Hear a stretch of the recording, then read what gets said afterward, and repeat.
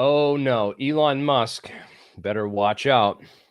There's a new kid on the block. David Wilcock has just announced. Let me find my comment. Oh, I think they deleted it. I time-stamped everything. Right around 25 seconds was the first one. And this is our real debut of our anti-gravity and free energy company. And this is not a hoax. We're actually moving forward to do these technologies, get them out to the public. And so I'm here today just to remind you, because not everybody checks their email every day, not everybody checks anything every day. So I just wanted to let you know, first of all, the sales performance that we've had on this course has been phenomenal. So thank all of you who have stepped up. We're doing about 200% better than any other course we've ever had in history. So I really want to thank you. That dropping a money bomb on us like this really helps us do an incredible amount of good for humanity. So what we're going to have coming up for you is an amazing 6-week course, which is partly intended to help us crowdfund the actual initiative to bring out anti-gravity and free energy. So we're going to be releasing a 5-week course where I'm interviewing a new insider who I've actually known for 12 years. And we're a new insider who's actually known for 12 years. Think about that one. Think about that. We're giving him the name Ben for now. You'll find his real name when the course starts.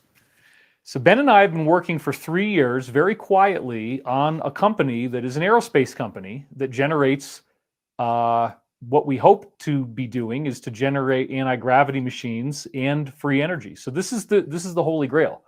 I've been talking about this for all these years, and I got tired of always talking about it. And I got tired of not doing anything about it, which is why now, like I said, I've been taking the money from the launches we've done and directing it into this initiative, because I was not sure if we were ever going to get this technology otherwise. So the full course itself normally is $333. You can get $111 off if you have been a previous customer of mine. So that's one of the options. If you've already signed up for one before, any of them, you put that in, you get the discount. However, we also have a special offer that I wanted to let you know about because it ends tonight. It actually ends at 11:59 p.m. tonight. And this is where we have a VIP special. Now, so I'm actually going to take this video back down because I don't want people to get mad. But just from now until midnight tonight, you can get in for a significant discount that you pay the normal price, but you get our VIP package. Now, what is the VIP package? The VIP package, we're going to make every effort possible to actually have a live show with Ben where you can submit your questions by video. You can actually add these questions. Look over here now. You can submit your questions to us by video. I don't expect you to have 4 camera angles like this, but we'll play the ones that we like and we'll ask those questions to Ben. So you have an opportunity to get in there in real time. If you don't want to do it by video, you can also submit by text. But the point is, we are moving forward. We've already taped the whole class with Ben, so it's definitely going to come out. We've already got it. We're editing it now, so there's nothing left to be done. It is very amazing. The amount of material that we managed to get through in this is really astonishing, because we covered the Philadelphia experiment. We cover dematerialization, portal type of technology. We talk about anti-gravity. We talk about sacred geometry. We talk about how certain materials form weird sacred geometry that normally they shouldn't be able to do because it violates the laws of crystal formation. And we talk about a lot of other things, including... You mean quasi-crystals? Why not just mention the word quasi-crystals? That was the whole thing. Linus Pauling was the chemist who was like making a big stink about saying that it violated the laws of crystal formation. But you're talking about quasi-crystals. Why not just mention it, man? The company that we're developing. So one of the things I'd like to do for this little VIP video is give you an exclusive first look inside our hangar. When I say roll the clip, we will, but let me just set this up first. So this is going to be the first time that anybody has been able to see the interior of our facility. Now, this facility has a 5-foot thick concrete roof. So it's meant to sustain multiple aerial bombardments, which I guess is a pretty good thing. Maybe I can't actually live in the building. I asked, and our zoning regulations don't allow that. But this is a serious facility, and hopefully. Yeah, that's called an occupancy permit. If you want to know, look it up. That's real. So that's one thing we can verify. That they won't let you live in the hangar. Let's see this hangar. So he goes to show the hangar. I want to fast forward to that part right here. So hey, this is David Wilcock, and I am here in our undisclosed location, which is codenamed Snapper. And this is the future, folks. This is where we're going to be prototyping your hover car that we would like to have ready for commercial development at an affordable price in the not too distant future, hopefully within 4 years, and a working prototype within 1 year. As you can see, I was not. So what do you say? What, a commercialization within 4 years and a working prototype within 1 year? All right. I have Falcon Space with me in case people who are tuning in there that don't know what's going on. I'm the alien scientist, and I've been researching and making videos about anti-gravity and like classified research programs in physics for the past since 2009, 2008. And Falcon Space is my friends Mark and Mark. What's your friend's name again? Tom Butler. Tom Butler. And Mark and Tom are working in the lab down in New Jersey that we've been. Don't be so shy about it. Jeremy comes down a couple times and helped us out, brought us equipment. Yeah, he's part of the team too. So we've all kind of had I started Hover Brothers actually, an anti-gravity company, and then we kind of went from theory to laboratory to experiments, and that's when I teamed up with Mark, and we kind of formed a company like Falcon Space. It's basically a community. It's a research community, and we're not an official aerospace company because we don't have an actual product yet. We've been researching anti-gravity, and we're still in the lab trying to actually get like a prototype off the ground and replicate something. We're hoping for proof of concept here. A prototype, you would need a pretty large facility with a lot of equipment. Yeah, I mean, a place like that might be big enough, but look, it's empty. It's freaking empty. You need a lot of equipment to get a prototype going. So it's just crazy. We talk about what kind of research they're doing, what they're actually building, and what they're working on. And there's very little information about that scientifically that I could get from this video. Their source seems to be an anonymous person named Ben, who I can't contact either and see if he's someone that might know what he's doing. Because certainly if there's someone out there that he's got a contact with, he's got a lot of followers. I mean, how many people saw this video? Look at this video is on YouTube. It's got almost 20,000 views already, and it was streamed live only 3 hours ago. And that's more views than I've gotten on like some of my top videos that have been up for a week. So this guy's getting tons of views on this. So people ask me, oh, who watches David Wilcock? Well, apparently you don't, but 28,000 other people do. And so when a person like this comes on the block and shows up a facility like this and claims that they're going to, let's listen to some of the other claims and we'll dissect them. Come on. Not lying to you when I said that this is all happening. This is a obviously real facility with a cement reinforced roof, and it's a very nice hangar. It's got a lot of space and a lot of cool things we can do here. Hello! And here it's got some incredible echo. So we are very excited about how this is moving forward, and we will be hoping to sell you hover cars very soon.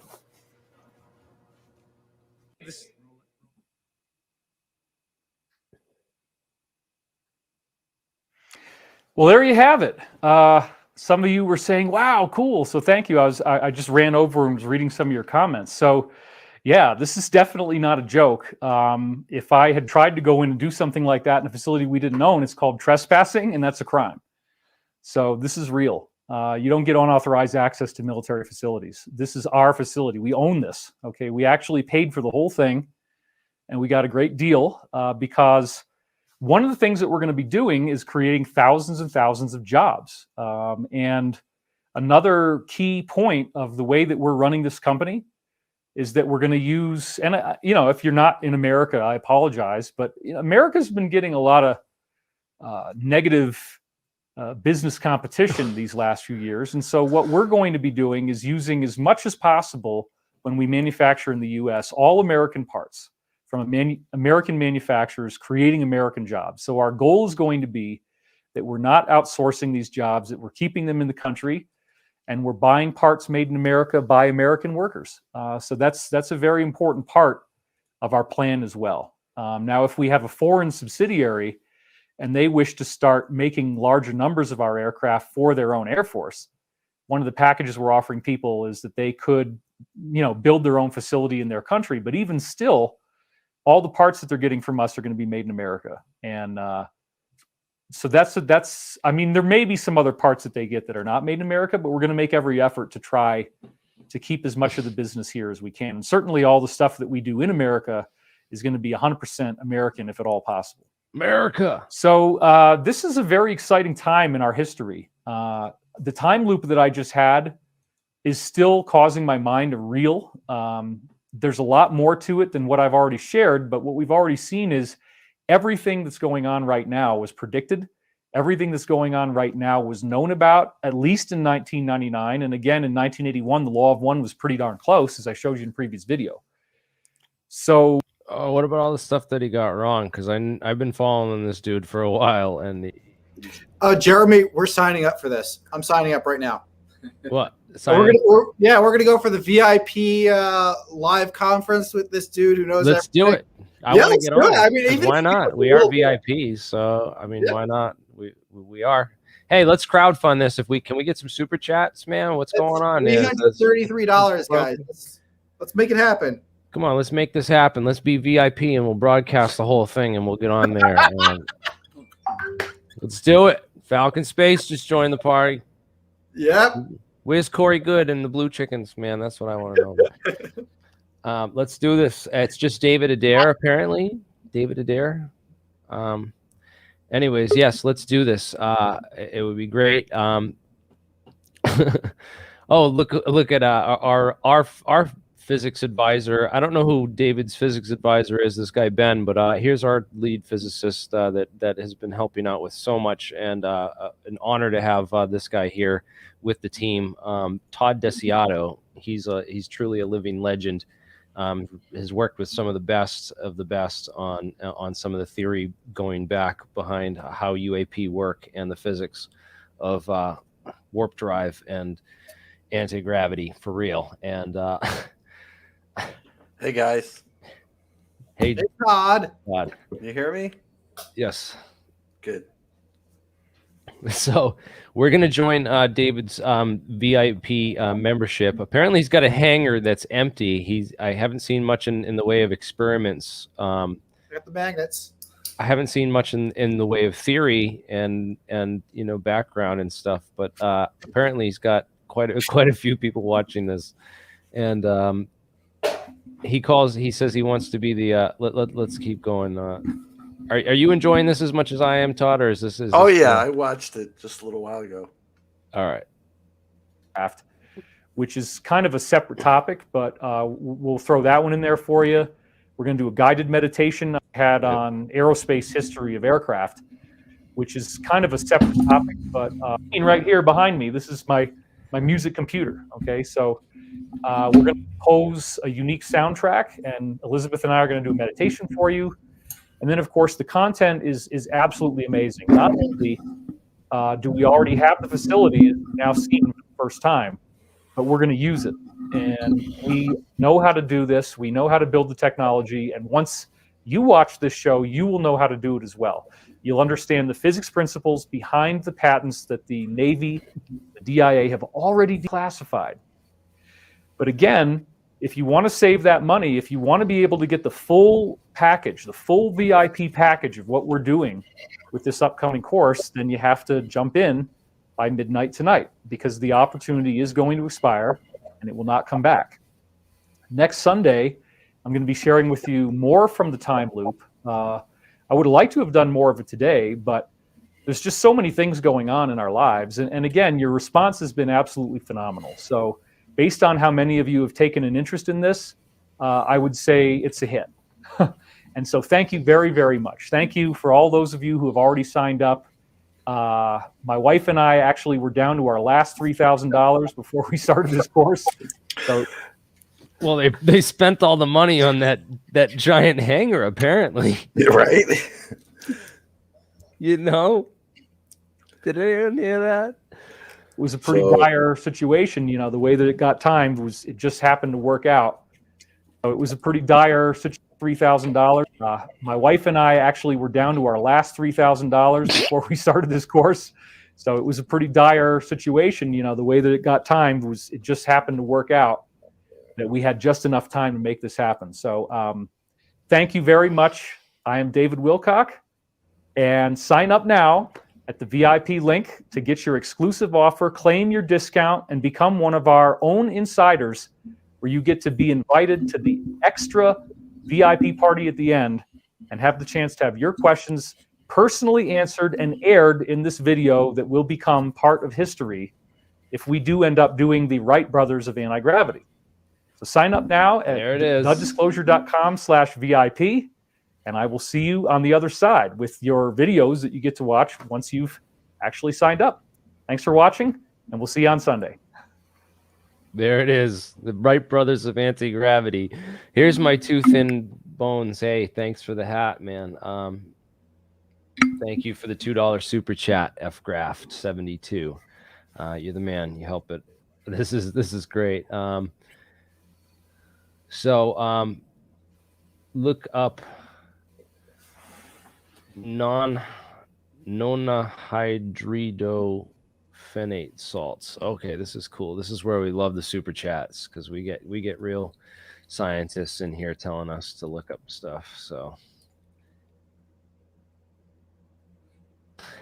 what do you do with those salts? what do you do with nonhydridophenate salts? Is this what I'm talking about? What do you do with these things? Are these hyperbolic metamaterials?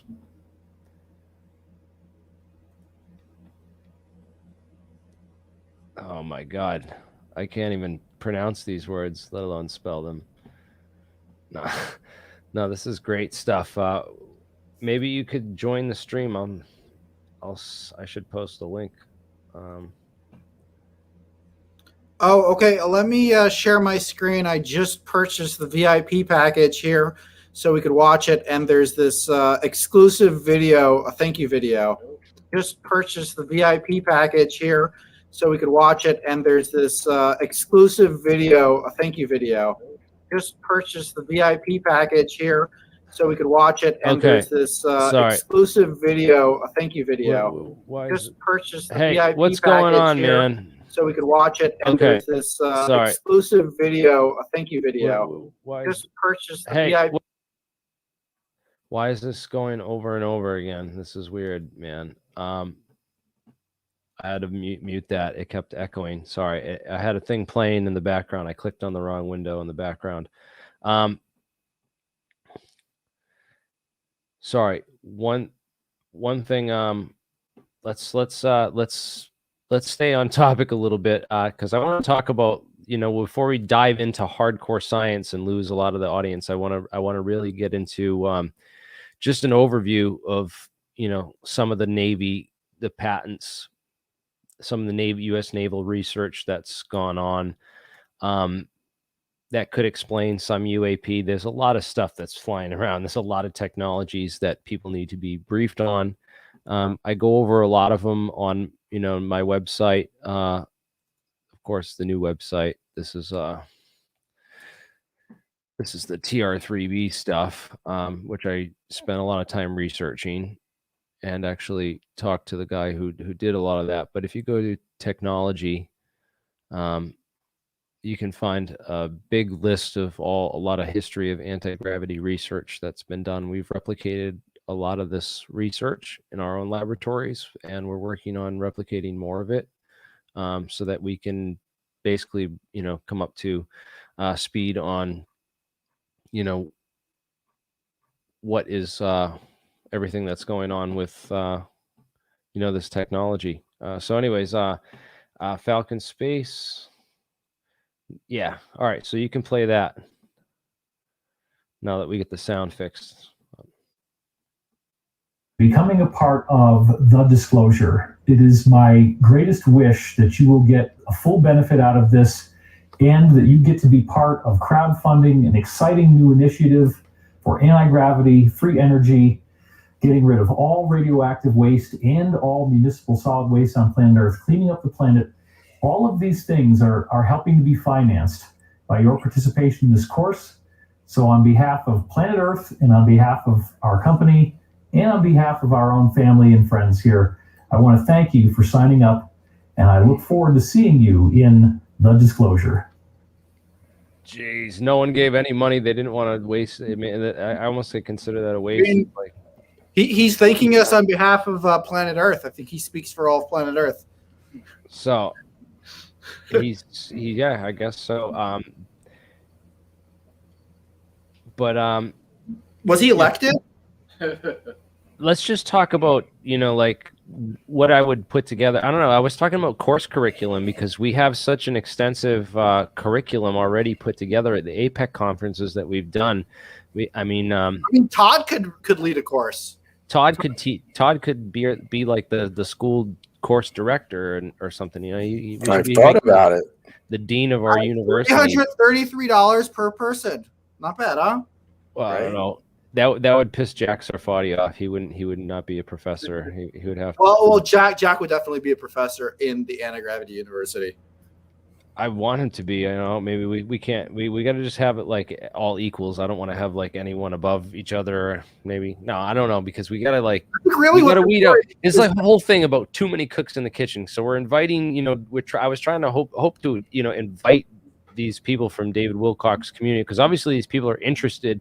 This has sparked their interest, and they want to build craft now, and they've got this idea in their head, but they don't realize that, what are you throwing your money at? You're going to throw a bunch of money at David Wilcock. He doesn't have a clear plan of what he's doing with the money. He doesn't have clear research, facilities or I mean, he said what he's doing. He's saving the planet Earth. He's doing it for the entire human race too. Yeah, I know. It's just there's all these buzzwords that are like, great, give money towards this, but there's no scientific, direction or, attempt at understanding the science behind this that is anything close to what we're I'm definitely curious, because he didn't say much.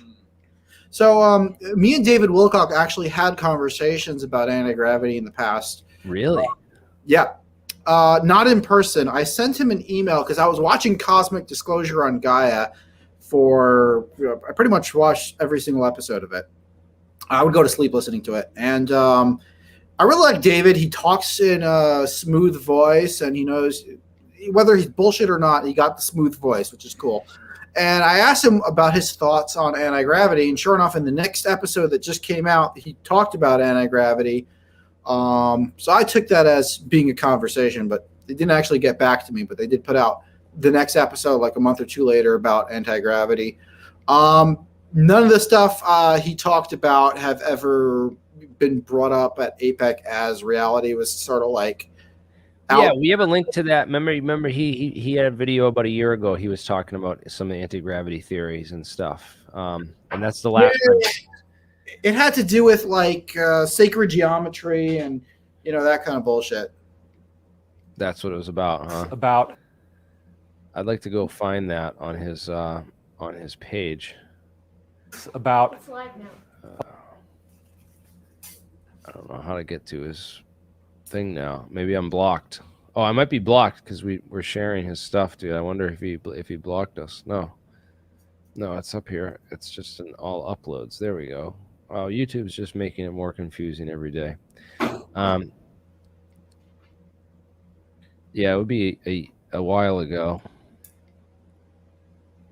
He's gone into some stuff, but he doesn't. I don't know. I just I don't know how he gets these views. People say that he doesn't really get these views and that he's buying them with bots and stuff.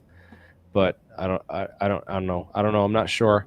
And but I really, if there are a lot of people that are into this, then I think what we need to do is create like a university. But again, what do you think about too many cooks in the kitchen and inviting all the woo in? Because I'd really like to keep this very academic based, and with the most credible people of all. This is what I've this is what led me to your research, is going through all this kind of stuff. Like has he talked about anti-gravity or anything like that in the past?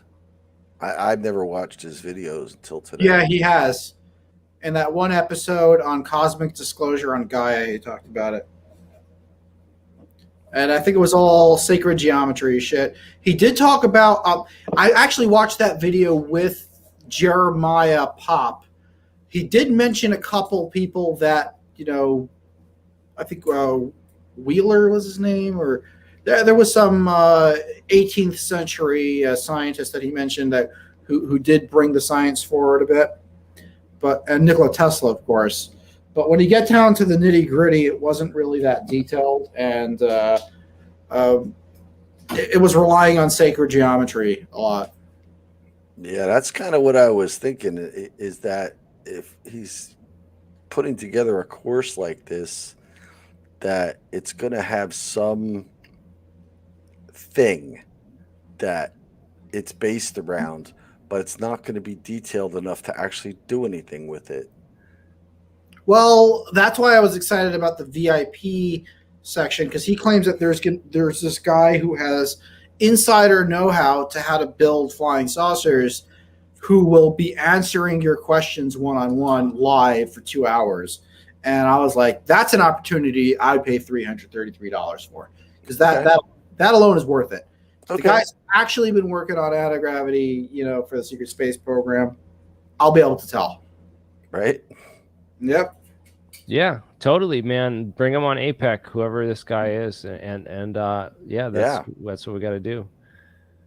Maybe we'll have a special APEC conference. We'll do a live. When you get into live stream, you're gonna have to live stream that VIP meeting when you get into it. Maybe one day we'll live stream APEC from the moon.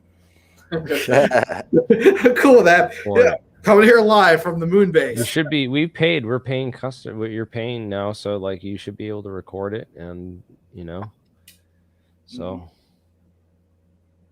Taza Seattle, check this out. Oh boy. Yeah. From theory to reality. Yeah, they didn't arrive today, so I'm still waiting. Well, they'll be there soon. I just sent over some parts to Todd that we machined on the CNC. He sent me over a diagram. I had to enlarge the holes, though, because the holes did not fit the bolts. Yeah, I same with the motor. You're going to have to make the middle hole bigger if you want to attach the motor directly. But I sent you a link to some isolation couplers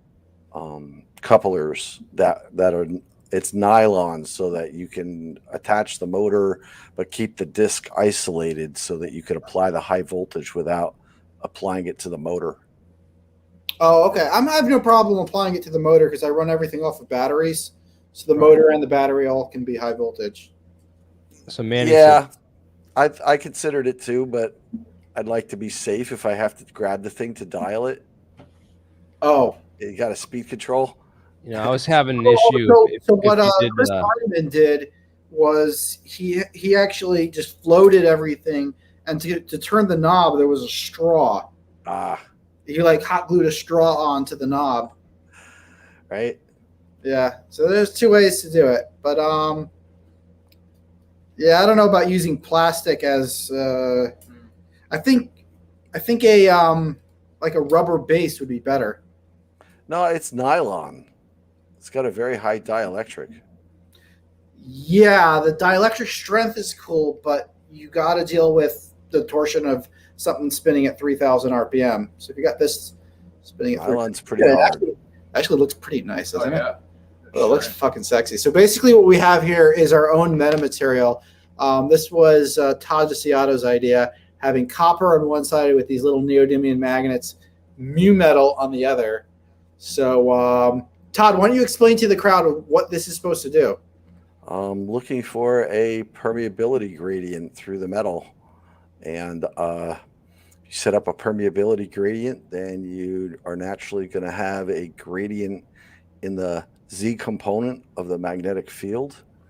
And when you apply charge and spin it, you have a dot product between the magnetic moment and the magnetic field, which the gradient magnetic field will generate lift. Really cool. We actually have motors here. I might be able to hook it up tonight and apply a couple kV to it and see what happens. I think the trick is having the two discs, so you have making it like a parallel plate capacitor, and that way you can get as much charge. What should the second disc be? Huh? What should the second disc be made out of? It doesn't matter. It just needs to be like separated from it.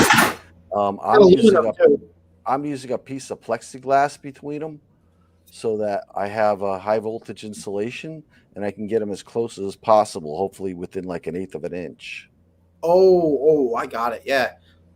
So we got like a spinning capacitor. Exactly. It's a spinning parallel plate capacitor with magnets. Well, the magnets are going to create a flux in the metal. If they're that close. So what kind of metal do we want for that? Do we want mu metal, copper, or aluminum?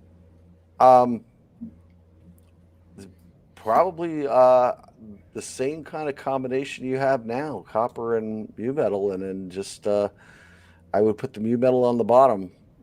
Closer to the magnet? Yeah. Oh, cool. Okay, we can do that. Yeah, so I actually have just enough material for that. And there's no magnets on the non-spinning side, right? Right. Now, on the way I got to do it, because I want to get them even closer, is I'm going to put the magnets, right, but I'm going to put the magnets on the bottom so I can get the two parallel surfaces as close as possible. But you've got nuts and bolts sticking out, and I was going to actually, with the aluminum one, I was going to tap it, but I don't know. I haven't done it yet. It should have arrived today. You dropped it off in the mail, right? Yeah. But between the mu metal, which has a very large permeability, and the copper, which has a negative permeability, you're going to get a permeability gradient. But also, mu metal itself has a permeability gradient simply if the magnetic field isn't the same strength. So if you got different magnetic field strengths, there's going to be a permeability gradient set up inside the material. And this is going to look really, really sexy, actually. Like looking at having the gradient inside the material is exactly what Jack Sarfati is talking about. Is that inside the material? What if we stuck the doing all the work in the middle? We stuck an aluminum disc in the middle. Would that be better? What about? I don't know. The idea of a lot of experiments do, Mark. My idea is instead of using a disc, we use a symbol or a saucer shape, a bell, so it can actually have mechanical vibration added to it as well. I don't know. It just seems like something that I wanted to try because, like, it's feasible because if once you have that gradient set up, if you're oscillating in that gradient parallel to it, then yeah, that would have a similar lifting effect. Right, like having one of the plates, because it's often like there's a saucer, but it's only on one side. I was thinking like I'm gonna get this thing produced, right? I got a quote from Liquid Metal Incorporated. You guys familiar with them? They make metallic glass molding, and they gave me a quote. They actually do production there, and I asked them, how much would it cost to die cast me a a symbol or a saucer out of liquid metal, out of this liquid metal metallic glass is what it is. It's a metallic glass, and and advantages of using metallic glass is that this liquid metal has a really high resonance. So like if you had they have tuning forks. Let me show you the tuning fork video on this. Right. So if you go liquid metal tuning fork.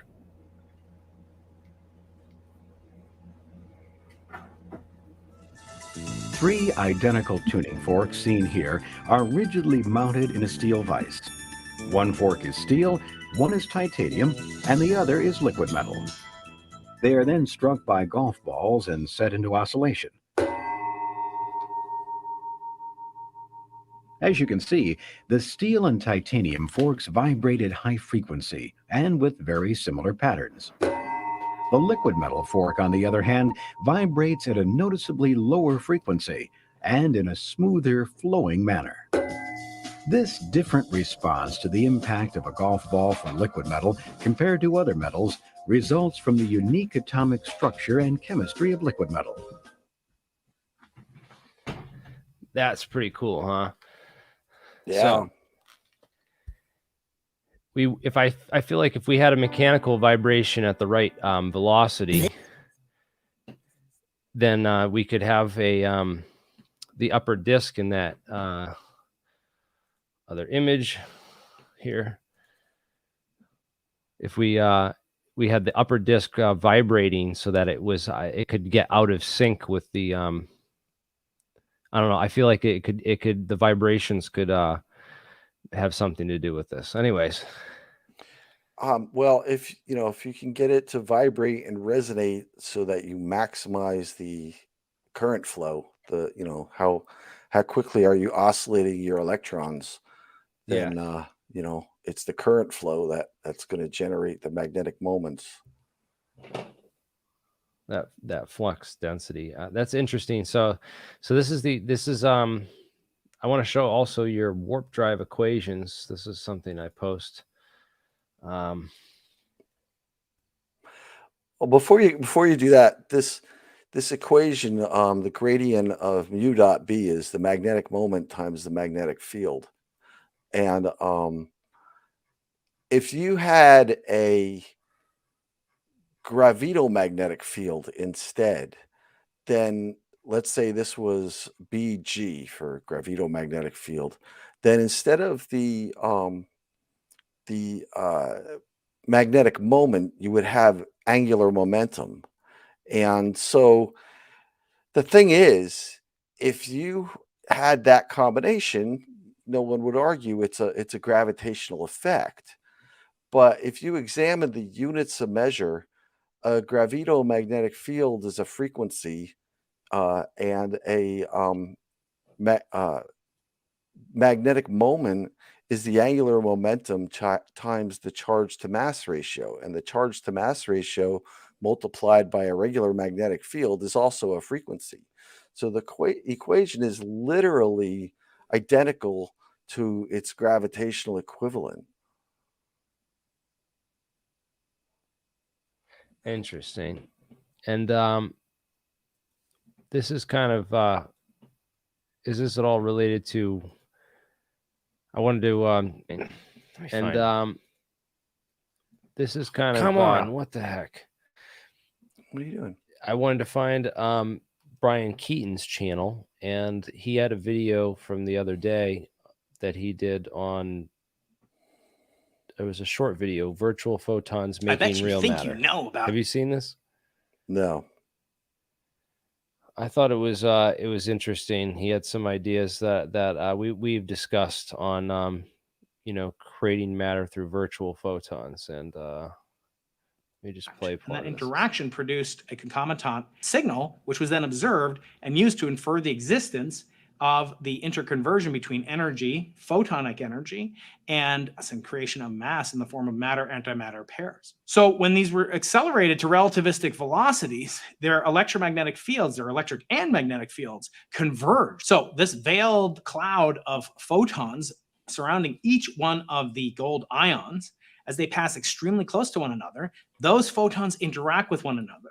And there's a possibility for a matter-antimatter production to occur from a photon-photon interaction of this cloud, this veil surrounding each nucleus or each ion. The researchers at RIC were able to confirm exactly this prediction is what happened.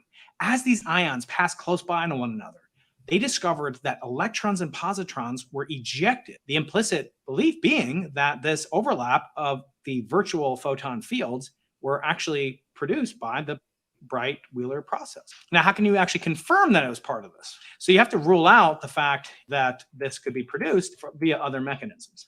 Now, what is actually happening is whether or not these photons are so-called real photons or virtual photons. A virtual photon is not a photon that doesn't exist. Rather, it's a quantum fluctuation, a transient one, that due to the famous Heisenberg uncertainty principle, they're actually well accepted in quantum field theory, especially in the work of, as I mentioned earlier, Richard Feynman, in perturbation theory and quantum field theory and quantum electrodynamics.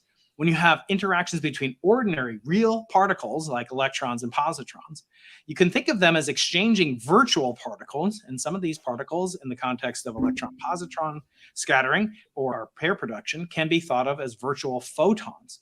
These appear often in Feynman diagrams, such as the one I'll show here, and they're usually represented by wiggly lines and internal interactions, meaning that we don't actually observe them.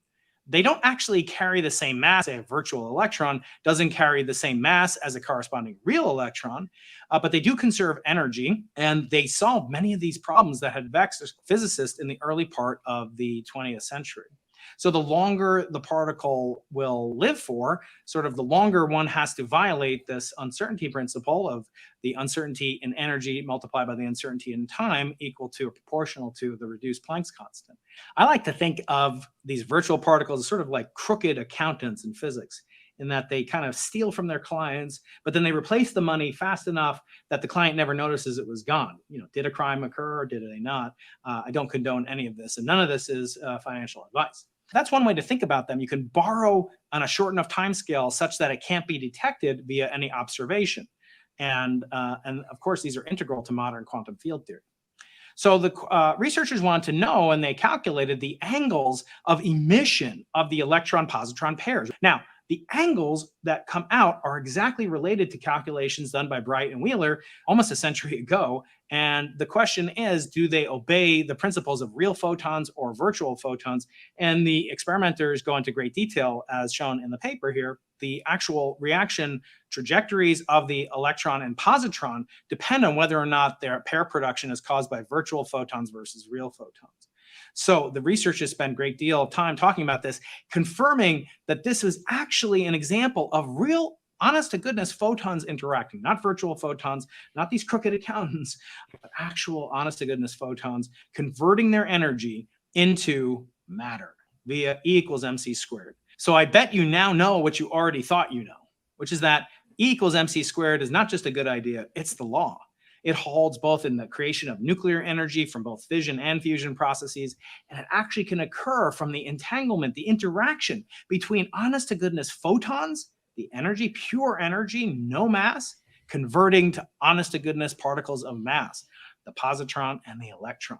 And the exact representation, as predicted almost 100 years ago by Bright and Wheeler, remains a crucial verification, yet again, if you have any doubt, that Einstein was correct. Does that mean that Einstein was never wrong? Probably not. He was certainly wrong on many occasions, as we've talked about in other videos, and we'll undoubtedly talk about again. I want to draw your attention that there's also a concomitant discovery by the same researchers at RIC that relates to what's known as birefringence, and we'll talk about that in an upcoming episode. But for now, I thank you for going into the impossible with yours truly, Brian Keating, Chancellor's Distinguished Professor of Physics at UC San Diego, co-director of the Arthur C. Clarke Center for Human Imagination. Leave a comment and what you thought about this video and whether or not you think that virtual photons should be arrested. He's really very good. I like his Oh, videos. these He gets- shorts are great, man. Yeah. Ryan, definitely keep doing more of these shorts. I'm gonna let him know. Definitely keep doing more of those short videos. That was amazing. Yeah. Very Air creation descriptive. from photons. Yep. It's it's something you expect. I don't doubt it. you know.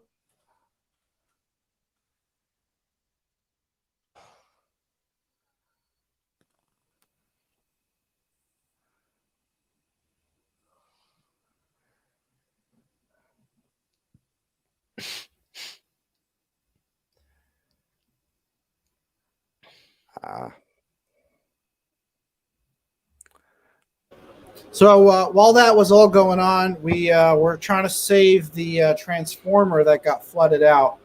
That's back here.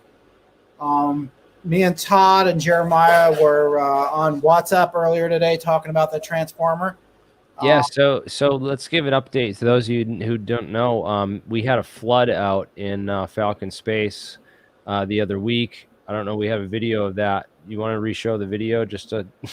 Oh, that's a long video. They can check it out on your channel. Yeah, we can show the video of the flood. But we had a flood like literally during the storm, and a bunch of equipment got damaged. So let's get an update on what happened to that equipment. So you were able to get most of the stuff off the floor. You guys barricaded yourself in the lab, and just held the boat. Literally, we were pushing water out of the toilet, clogging it, and the sink, everything. It was coming out of everywhere, every single hole. It was coming out of the floors too. Yeah. But we managed to keep it to just 9 inches of water. Our neighbors got like 6 feet, and were completely devastated.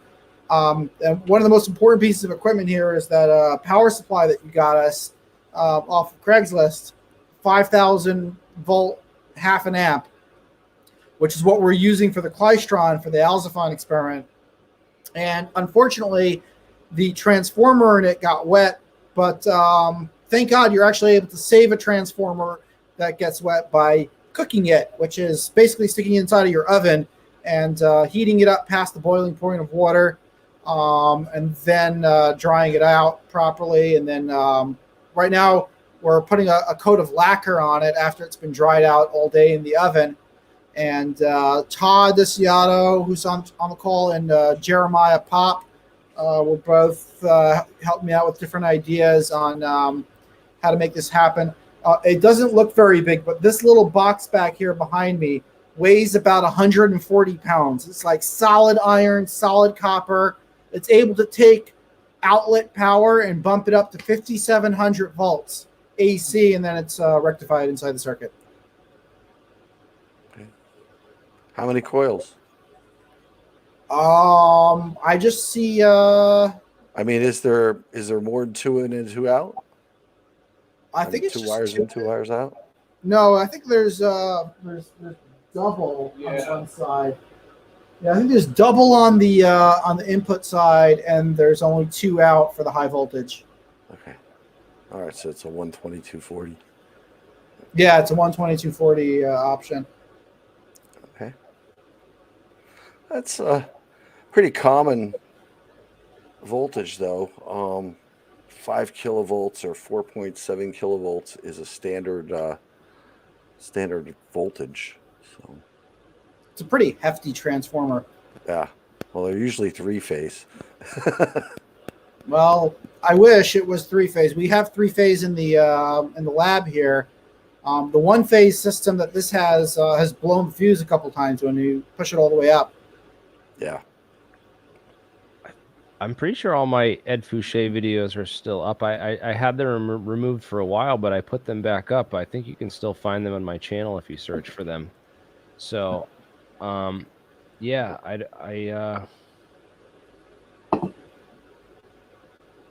I will try to. I have a bunch of those that still saved, so I'll try to get some. I'll try to do a bunch of highlight. I should do a highlights reel on all the best of Ed Fouché stuff. But yeah, it's certainly interesting. Some of his stuff looking back in 1998, him talking about quasi crystals and metamaterials back, before anyone and where he could have gotten that information. So one of the things about Ed Fouché, well, we have a super chat mentioning that and mentioning Ed Fouché. I sent out an email this morning to a bunch of people because we had T.D. Barnes on the show, if you guys remember, a couple weeks ago. T.D. Barnes was on the show with wait for an interview. Let's find that now. Uploads. Yeah, TD Barnes right here. Yeah, when TD Barnes was on the show, I asked him about Ed Fouché. Well, I asked him a couple questions about Ed Fouché, but then afterwards in an email, I went and emailed him back and I asked him, hey, could you look into this guy, Ed Fouché, and ask some of your colleagues at Groom if this guy ever worked out there? And, when I asked him about Bob Lazar, he said, no, that Bob Lazar never worked out there, and he made it up. And when I asked him about Ed Fouché, the email I have back, I'll show you that. He says straight up that he can neither confirm nor deny that that he worked out there. So let me find the picture. Did I post it up on here? I thought I posted it on Facebook, but on Twitter, but I don't see it now.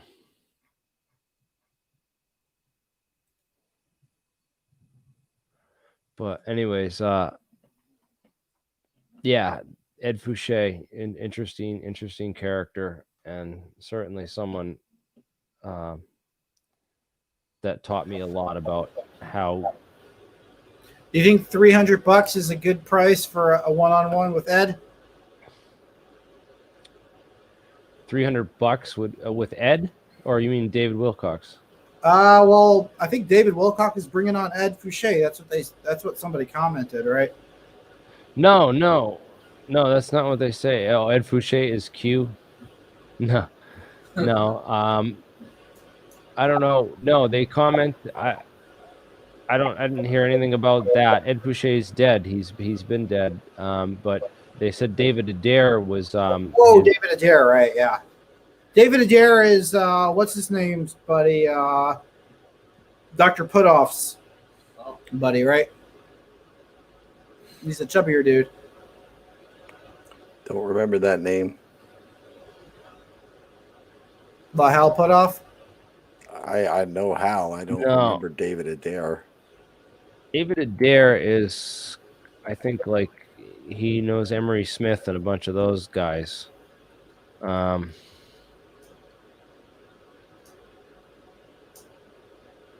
He apparently, David Adair, last I heard from someone who knows David Adair, that David was involved with the, I believe it was United Arab Emirates or one of these other rich countries, maybe like Dubai or something. But apparently one of these rich oil nations in the Middle East was starting their own space company, and that David Adair was going to work for their space company and start up with them. That was the last I heard of David Adair. So I wouldn't think that his source is David Adair. Has David Wilcock known David Adair for 12 years? Were they introduced and do they know each other? That's the question you need to ask. Because whoever Ben is, that is David's source for this information and who's teaching this course on anti-gravity for David's college or whatever you call it. It's the Disclosure College. Yeah, disclosure. They're basically claiming that they're doing disclosure and that they're bringing disclosure about, and that the VIP insiders will get access to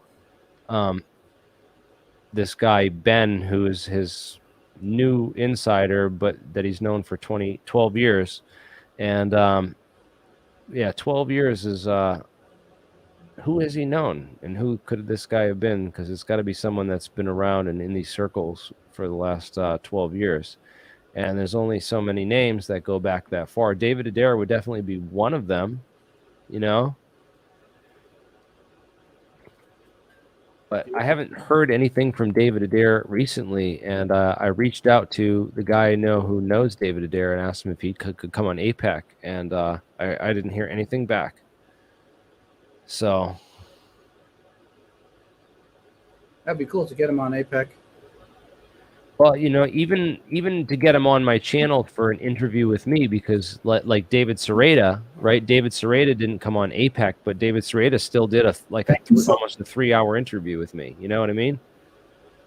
And that was interesting because David Sereda was one of the guys I used to watch, way back in the day about anti-gravity stuff. So.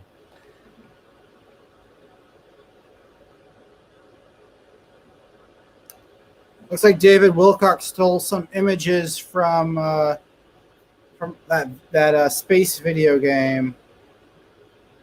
Sky's the Limit or something like that. I'm just checking out his website. Yes, Jamie Demeter is the question. I mean, we're posing here is David Wilcock legit? He's got this video of him up there, and he's showing this. He started this anti-gravity company. He's got a giant concrete reinforced hangar that he obviously, it's like he obviously didn't just go in there with a camera and pretend that, because that would be illegal. That would be trespassing. I've got a big backyard. Military installation. I mean, yeah, what's the deal with the hangar? Why do they need like 4-inch reinforced concrete, bomb-proof hangar, man? Who's going to bomb them? We're doing this out in the open, man. We have we have a disclosed location. He has an undisclosed location, this hangar is. We have a disclosed location. It's called Falcon Space. It's in Hawthorne, New Jersey. The Falcon 73 Wagner Road. Yeah, it's the SpaceX of the East, So, well, we got Elon Musk over here in Hawthorne, California, doing rockets into space, and Elon's actually had some interesting posts recently. He's kind of gotten into UFOs. He's kind of warming up to like UAP physics research a little bit, because he realizes, hey, this might be like the future of where things could potentially go, with warp drives and stuff. So don't be surprised if Elon starts up his own company to compete with you, David. We're still over here. I'd get on board with Elon if he went all in. I'd get on board with him. Would you get on board with David Wilcock if he invited you? Maybe. I just want to get on board. Yeah, let's all get on board. Whatever craft. I don't want to be the board. I want to be the one getting on board. Yeah, we are the board, man. I know that's what's happening because there's nobody to get on board with. Yeah. We're just getting on board with ourselves. You get on board. Let's get on board with the guy who has just a hangar with it's empty. No, man, you got actually. So tell this guy. Let's talk about machining and R&D and actual like nuts and bolts like UAP research that we do. We actually build experiments and stuff. Nuts. These are bolts and these are nuts. And Todd's actually waiting for his nuts and bolts to arrive too. For that experiment, but no, they got here today. Oh, they did, and my parts haven't arrived yet. No. Oh, okay. Actually, we machined out some parts for Todd for an experiment that we're going to run this week, and I made myself a couple copies. Asked for them out of aluminum, but then after I shipped it, he was like, "Oh, actually, it'd been cool if you made it out of copper and mu metal." And I was like, "Okay, I already have the NC code." Which is the hardest part of the whole thing, set up, and I have the work holding set up for cutting thin metal, and I have the metal. I cut the copper and the mu, and I'm just going to do that part of the experiment myself. I have some thin mu metal and a scissor too, so I can punch the holes in the same spot now. I have a template. Yeah. Actually, mu metal is pretty easy to cut because it's super thin. So if you use that a razor or something like that, you can kind of do it by hand. KG, where are you located? Where's KG located? Yeah, man, you can. Just what's stopping you, bro? Like, all you got to do is reach out, man. We're not in an undisclosed location doing secret research. We even have unnamed secret physicists. We even have room and board available. No, we went and reached out to like guys like Tony Robertson from NASA. I hung out with him 2 weeks ago at Tesla Tech conference with them and the Kepler Aerospace guys who already have an aerospace company doing research. Sorry, let's give Kepler Aerospace a plug, man. So, oh yeah, these guys are serious. They got John Brandenburg and Tony Robertson there, and what's the guy's name? Brent Nelson. He's the guy in charge. Heck yeah, these guys are serious. You want to talk about a serious aerospace company that you can invest in? Why don't you talk to these guys? They got careers if you want to join up and join the research. In fact, they asked me, one of their first questions to me at the breakfast when I was talking to them about theory and everything else, they said, hey, are you working right now?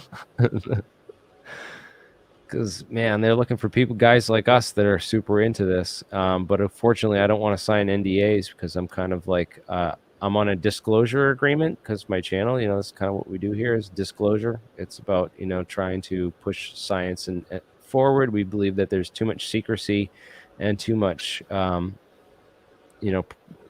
greed and proprietary pursuits in this field. That's unfortunately that's the only way that investors seem to get involved. It would seem like here's an interesting cartoon I wanted to bring up. Right. So this is a cartoon from 1908 on the 10th anniversary of the Göttinger Vereinigung, showing the cooperation between science and industry. Industry brings money and gains knowledge. The mathematician Felix Klein, who supported such collaboration, is shown as the sun. So he's bringing the mathematics are bringing the light on all of it, and it's industry, the bankers and the money men collaborating with the scholars and the people like us doing this, the new cutting edge science of the time. Where's the engineers? Yeah, right. The engineers are the ones who clearly this guy right here. The engineers are the ones who actually do. It's clearly this one right here, right? He's a PhD. Yeah. I see top hats and PhDs, and then there's the sun, the moon, and the wind. So, for God. This is my sign. I gotta get this printed out as a sticker so I can stick it to my I got these warning signs. That needs to be like a poster kind of thing, hard plastic or something. Yes, and T-shirts. So we're gonna start selling these. We're gonna start selling courses, independent courses for people that want to really get into, get trained on mathematics and proficiency and understanding the real core science. Because it's all out there. I mean, all the information is out there. All on YouTube, the videos on math and physics. It's all available. The problem is people don't know how to put the pieces together. Yes. Yeah, that's the issue with with education in general too. Is I had an advisor. That's why you have an advisor in college that kind of tells you which pieces you kind of need, because they kind of figure out, well, what do you want interested in? What do you want to put together? And then they give you the courses. Well, of course, I had to take a lot of courses that I didn't really need, too. But yeah, I think it's interesting when you pursue education. Hey, Dr. Hongo, no offense.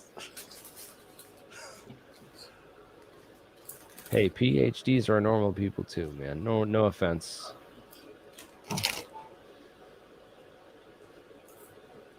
It's great, man. So I don't know. I don't know. It's great that people are interested. It's great that David Wilcock is and his audience are interested in this. So many of his viewers, gave him positive feedback on his interest in pursuing, both alternative or free energy technologies and anti-gravity. Of course, when you talk about money and where you're going to go and what you're going to research, it helps to have like a real clear plan and outline definitions and stuff. And man, it's just I don't know. It would be cool to bring a global community together to work on this. It would be great if the public and the media and everyone else were more on board with these ideas, but especially, I don't know about guys like David Wilcock, because he's been involved with a lot of predictions on things that didn't come true, and involved with a lot of whistleblowers that turned out to be not very credible, and have sort of fallen out and over time. But everyone knows about that. I won't mention any names. It's a hard pill to swallow, man. Free energy. It's like that. You're basically saying that, I understand that there's suppression of energy, and that the Department of Energy works in conjunction with, Battelle to manage all of our national labs. We already have free energy.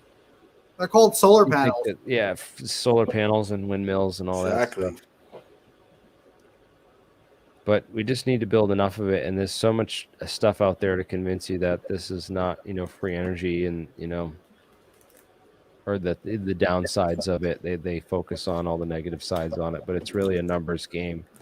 We're gonna have the oil's not gonna last forever. It's a blessing that we've had so much oil and had so much free energy from all the oil supplies for so long, but it's running out, and we needed to come together globally as a species and a scientific community to work on the energy crisis and develop new solutions. And whether it's nuclear or solar or wind or geothermal or any number of alternative energy technologies, whether it's just creating devices that are and homes and other technologies which are more efficient, like for instance home technologies.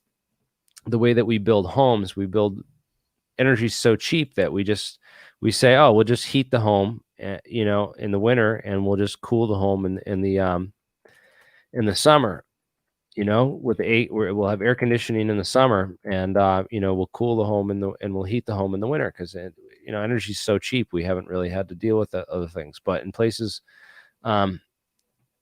where energy is really expensive, we might look into other technologies, and there's other building technologies. I helped build actually a passive house, and I know a lot about the science of and construction and home building and stuff like that. But a passive house is basically a house that requires very, very little energy to heat in the winter and very, very little energy to cool in the summertime. And there's new technologies out there for, conserving energy, building more efficient devices. Like, for instance, all of our electronic devices could be running on spintronics instead, where it's and what's the difference, electronics versus spintronics, and how much more efficient spintronics are than electronics. So spintronics will make things much faster. They'll make things much lower energy.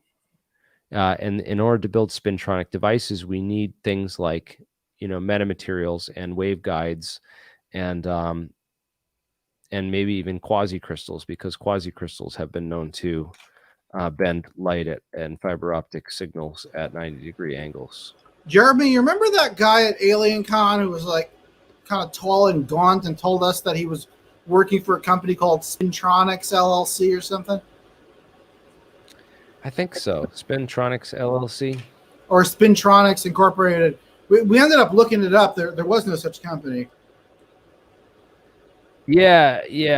I don't think he might have been making that up and just, saying something. There's a lot of people like that out there, but also...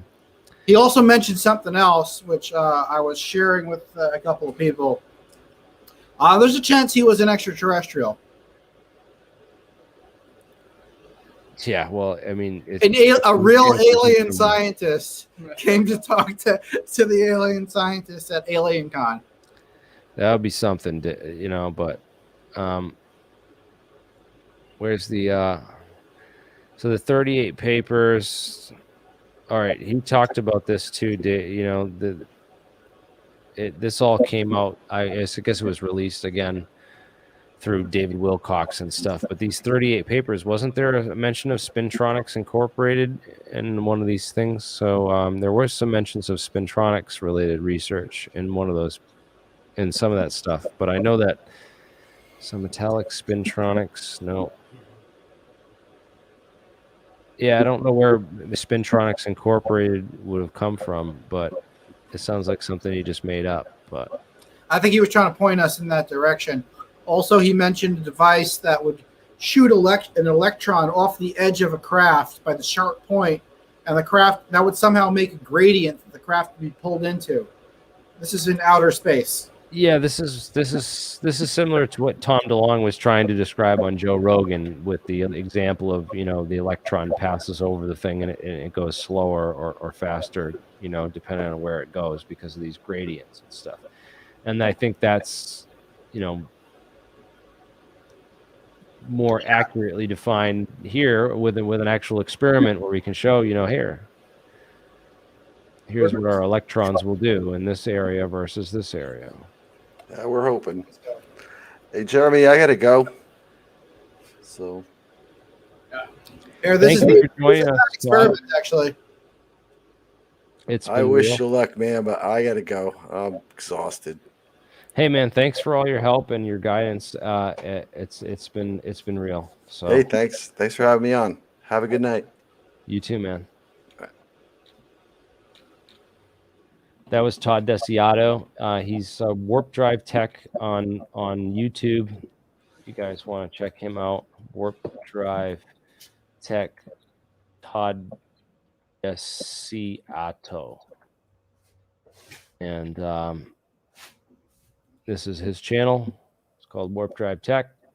Please go and subscribe. Keep updated with Todd's research and familiarize yourself with his theories and his ideas, as well as the ideas of the other scientists that we have on APEC, the Alternative Propulsion Engineering Conference, where we have discussions on gravity control, NASA, Boeing, researchers from aerospace and government projects who come on to talk about, and also private industry to come on and talk about different theories of gravity, different experiments and ideas that have been pursued. And so we don't waste time repeating, we repeat some experiments just to make sure that, there wasn't something missed and that, that it wasn't, because there's lots of rumors that, they had success and it got covered up over the years. So we have to revisit a lot of old projects and redo those experiments. And we've had to spend a lot of time and fun. We hadn't really spent that much money. We've been pretty thrifty on, how much we've acquired. We certainly didn't spend it all on a empty giant hangar facility that, we spent it on machining equipment and supplies and materials, and also I spent a lot of it on research and networking and reaching out to the people. We've sort of built this hub for anti-gravity research in this community already for the top people in the field to come together in this sort of gauntlet and to compete for the best ideas and the best theories and the best science. And we invite all those types of people to APEC to sort of hash it all out. And if you have a guy that, you have an inside source that wants to share information, this is where to point him. This is the community that we're trying to build. And we want to help grow and expand that community. So I don't really want to, diss on and hate on David so much. I will, say that, it's some of the things he said in this video, this recent video that he put out, are certainly quite suspicious. But I will not, completely I wish him all the best. I hope that it works out and we could be of assistance. Because the goal is to get these craft, whether we do it or not, doesn't really make a difference. Right. Well, he has access to Gaia and these other platforms which reach audiences of hundreds of thousands, and it's also not about the audience though. It's really about the equipment and what you can build. Because it's like we already have the audience. So the people that have because there's a very select few people that have the interest to retain the information and the capacity and also the technical knowledge and background to really understand this. And I feel like those people have already we've already filtered. They've gravitated to you. They haven't gravitated to Wilcock. I'll tell you that much. Yeah, that's probably true. That's because you're down to earth. You're willing to be wrong. You're actually out there going live. Nothing's pre-recorded. It's all just as it is. Yes, and even that video that he put out, this looks like it was pre-recorded, and of course it was. He didn't go from his house to his to the snapper location in an instant. Well, no, he had the video ready apparently and on for play, but it just looks the way it was thrown together that it was pre-recorded. Because when I do a live, we're here. We're past an hour now, and I haven't even it's like nothing. He's done 11 minutes and 30 seconds, so it's not. It seems like definitely pre-recorded. Well, let's move on to the conference that's happening this weekend, Interstellar Research Group. Yeah, so I'm actually flying into Tucson, Arizona. You are? Yeah, I'm going out there to check out this conference, and Avi Loeb is going to be there, and. That's right. You told me I couldn't go this time, but I wanted to go, but I'm kind of busy and just booked up and stuff. But that would have been cool, man. This would have been a great opportunity to meet. You're going to meet Avi Loeb. Oh yeah, I'm going to meet Avi Loeb. I'm going to meet everyone else, and he's actually from Jerusalem, so he speaks fluent Hebrew. Just like I do. You guys are totally going to hit it off way better. Oh, yeah. So way better introduction for him to meet you first. Definitely tell him about me and. Say that I'd be interested in just talking to him and like getting more information to them. Yeah, basically, I'm there. Give them the flash drive. Oh, I will. I'm there to sell APEC. That's what we're there for. We're like, you guys are the mainstream. We're the fringe. Come join the fringe. Learn what's out there. It's. What I try to do is the fringe. The fringe is a good word for it, right? Because it's not the fringes are the outside, but we're still trying to stay inside the box, but not. We're pushing the box bigger. We're trying to fringe of the box, so it's the edge of the box. We're trying to take the existing laws of physics. We're not trying to create a whole new box.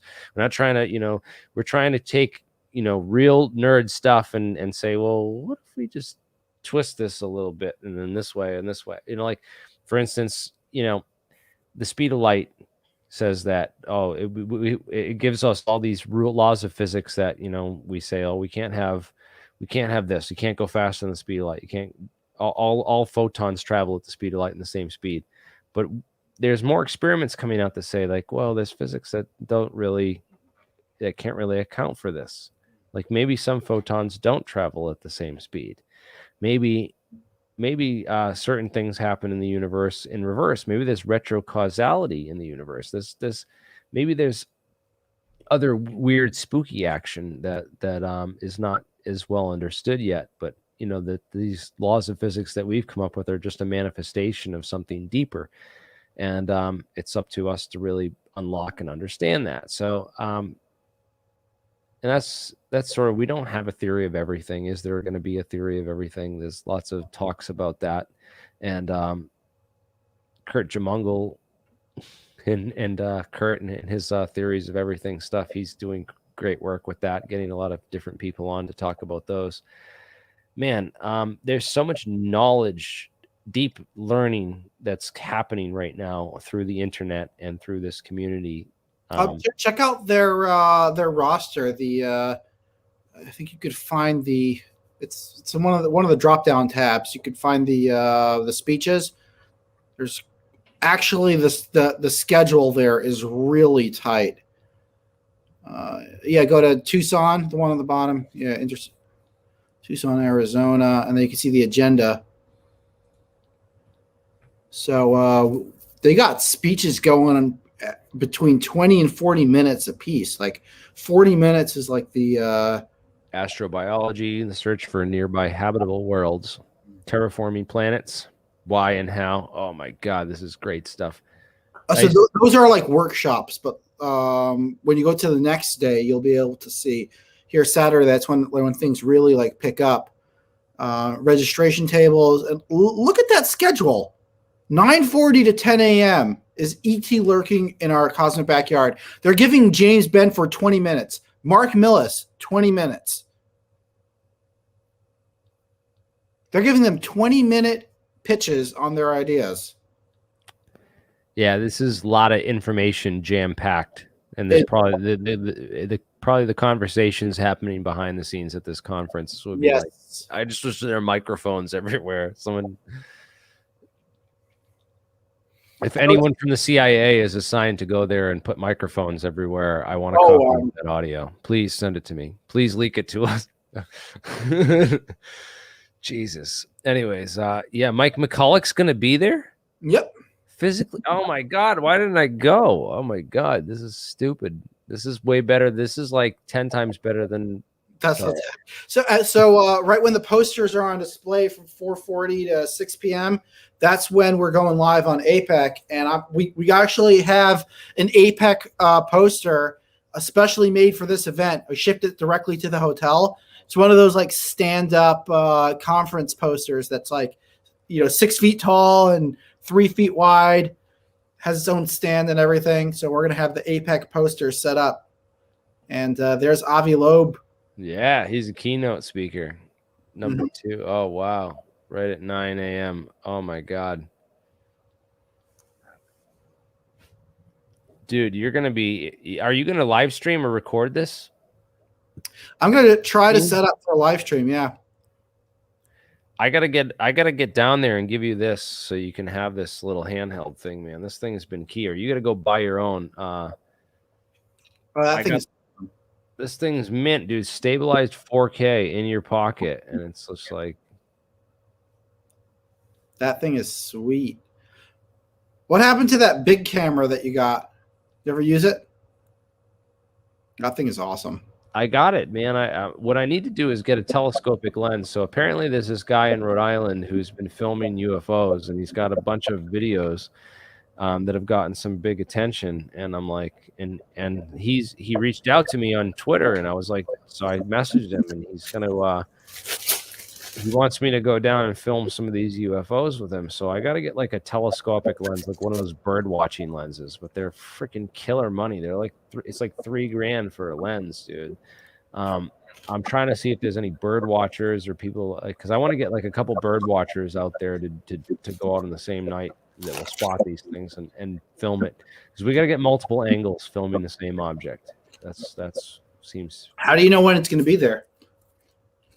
Well, I don't know, and I don't want to reveal too much information because we're still gonna before we go out. But we'll talk about that after, and where we're gonna go and where we believe they're testing some of these things locally here, nearby, some big naval bases and Air Force bases out here. So,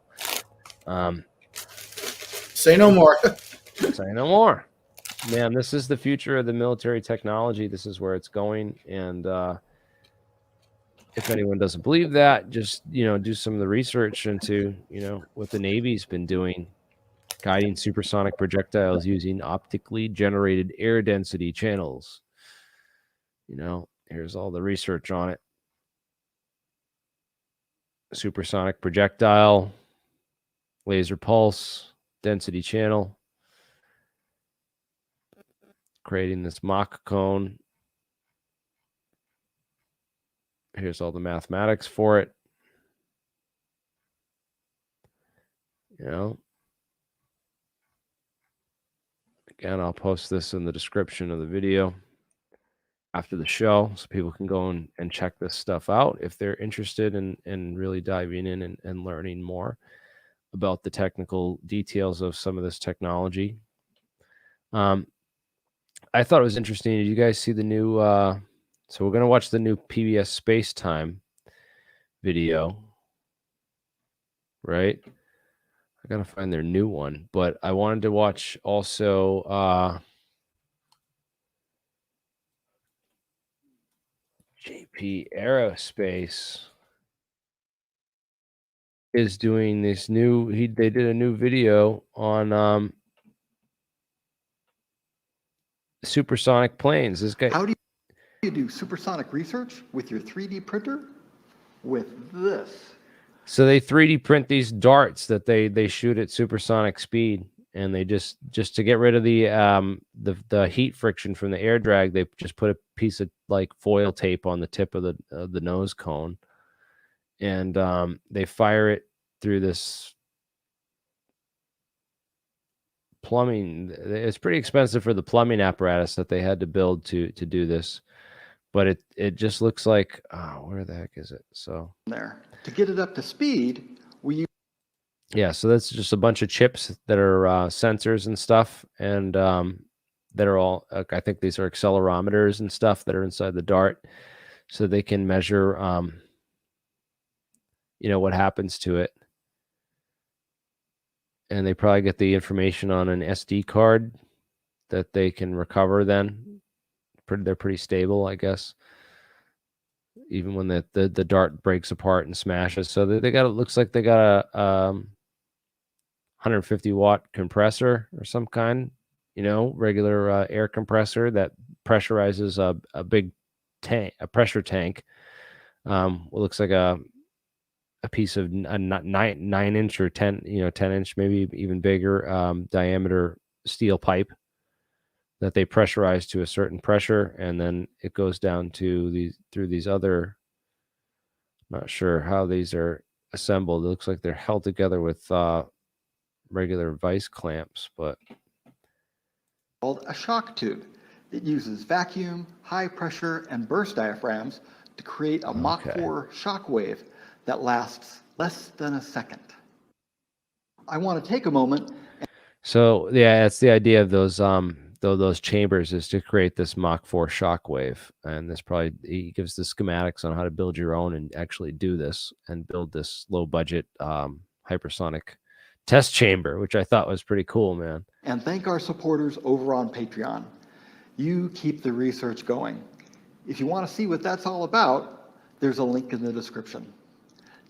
Yeah, guys, go subscribe to JP Aerospace, John Powell, and watch this video and check out the stuff that he does. He does some really interesting research. We record the flight with a high-speed camera with a black felt background.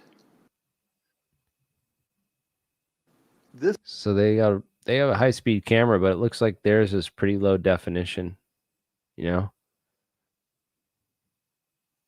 This was flight number 8. A Mach 4 shockwave or a 1200 G acceleration is hard on a little printed plane, and sometimes it doesn't quite make it. Even in pieces, the dart moves pretty fast. We usually get 4 or 5 flights out of an airframe, only one if we miss the box of bubble wrap. What about heating, you ask? Many high-speed aircraft are made from titanium or other exotic metals to keep them from melting. We put a little aluminum tape on the nose of ours, and that takes care of it. The environment that we'll eventually be operating in is near vacuum, so heating isn't quite as much of an issue. And remember, the dart is only flying for 1/100th of a second. If you're trying to do low-cost, high-speed research, and you've printed your aircraft and your hypersonic wind tunnel is made of plumbing, the next thing that's going to kill the budget is sensors. You need some high-speed instrumentation to know what's going on. The shock wave itself is pretty tricky to measure. It's invisible, so you can't use optical sensors, and pressure sensors that react fast enough are pretty pricey. We started with audio sensors.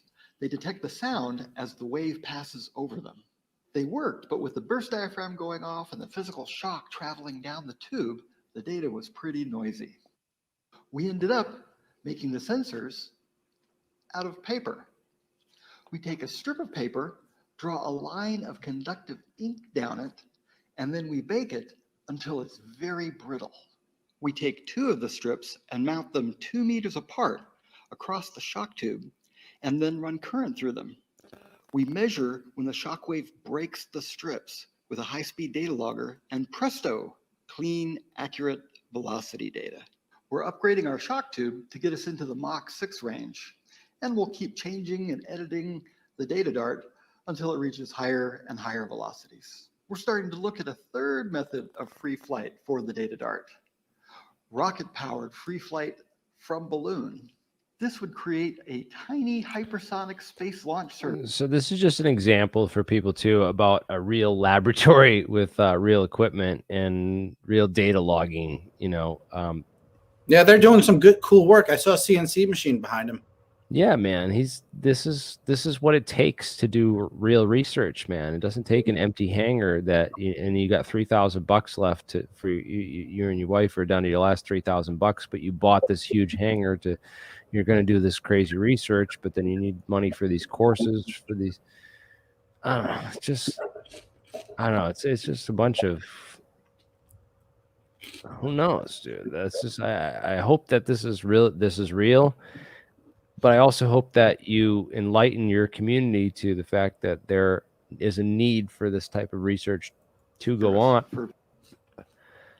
But who's going to do it? It's got to be some people that know what to do with the money, know what to do with the research, and are familiar with bootstrapping operations. And man, I look at the money that NASA and these other government organizations have spent on some of these research projects to do what they had to do. It's like cost them $500,000 to do the Podclitnov replication, and they didn't even do it right. They didn't even do it at all. They didn't even do it at all. It's just crazy. It's like we could do with what we've done so far with what would be the cost of a seat upgrade on one of these ships. It has been phenomenal. We've put together this conference with APEC, and that was basically free. And it's been free. This is, we don't charge people for this. We have these events and we don't charge. We broadcast live. We open it to the public and up to the audiences. And, all this stuff is up there for free, and it's preserved and saved so that people can go back and get into anything they want. This guy's in the comments talking about the PAYS patents. Like, I've never heard of the U.S. Navy patents or any of this stuff before. We've covered this stuff extensively for since it came out.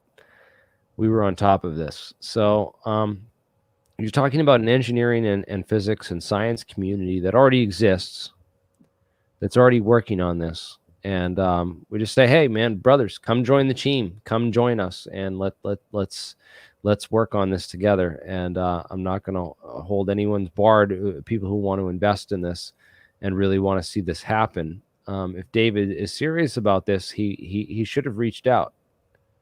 And, David, it's not, if you really want to reach out and have a discussion about this, then I'd love to, bring more educators on board. Because if you're good at holding, I'm not really good at, holding conferences and stuff, but I think we have a lot of great speakers with a lot of great knowledge that we could share, that really they should be charging, they should be getting paid for this information. These people worked for years on some of this stuff, and they have a lot of great information to share.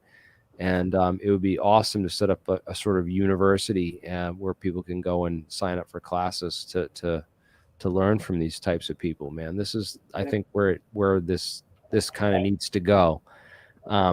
Because I don't think we're going to have rapid prototyping within a year. I don't think we're going to have commercially available ships within 4 years.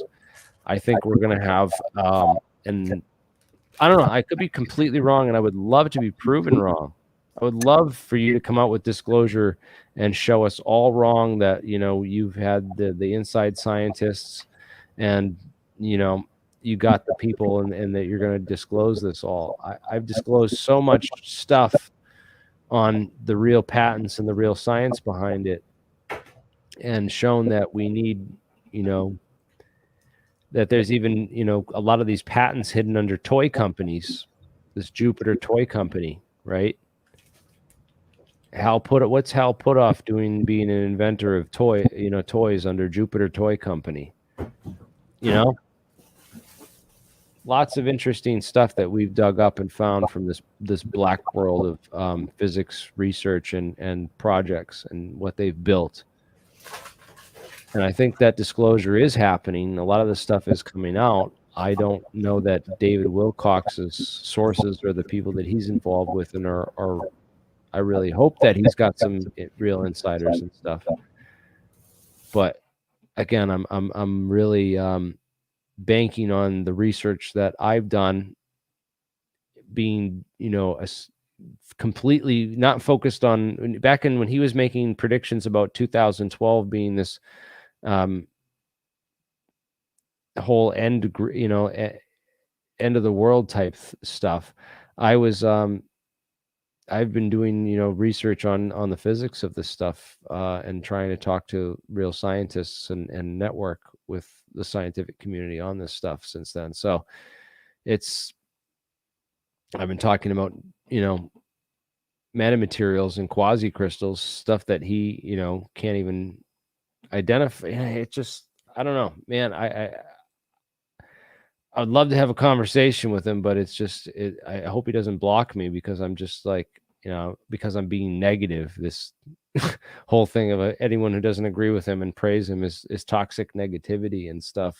It's like, dude, lots of people talk crap about me and I'm still willing to invite them on the show and talk to them. Anyone who wants to come on. In fact, I'm going to open the StreamYard link up right now, man.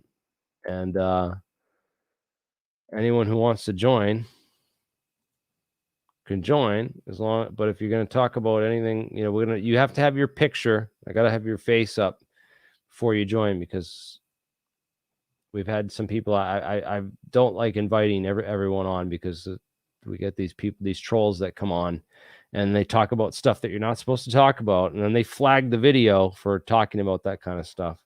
And they do it on purpose to take the thing down. But yeah,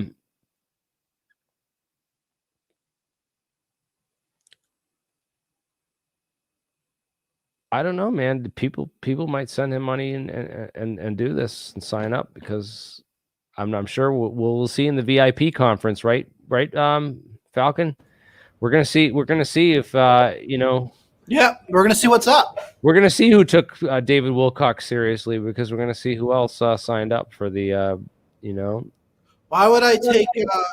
Well, I'm taking David Wilcock seriously because I think if we learn anything from it, it would be important, and we'd love to share that with everyone. And Carl, we already got people piling in. All right, here we go. There's the usuals. What's up, Bernard? Friends, it's the bird. I already did. Hey, we did a great stream the other night with Bernie and his buddy from Leak Project. So yeah, Rex is editing that right now, and it should be released this weekend. Heck yeah, that was awesome. Thanks for getting me invited onto there, man. That was awesome. You guys rock too, man. It wouldn't be nothing without this audience. Yes, most definitely. And yeah, I'll get you booked on there with them again here on a day that you're not already streaming for 12 hours prior. Dude. Right? That was a long day for you. Stream. That was great. It was the day I did like a 3-hour stream followed by Jack Sarfati, and then we did that at night. It was like, yeah, I was like streaming all day, man, that day. That's how I have to do it now. It's like I've been working like in the meantime, so it's like you don't hear from me for a couple of days, and then because I'm like, so I'm working, I'm wiped out from work, and then I'll just 3 days of just constant streaming. So hey, pump it out while you got the time. That's how we do it over here,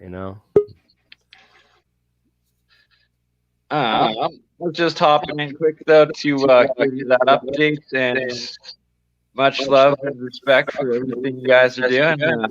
Awesome stream yet again, and I love the new approach of being open for anybody to come and show what they're Man, claiming. I'm not here. I'm not going to be like, I invited Steve Cambion on because I know Steve's probably going to laugh at this and, call him a fraud and, say it's all a bunch of nonsense and stuff. And then we've got a lot of those people in the chats that are saying that too. But it's like, look, let the experiments, the science, and the technology speak.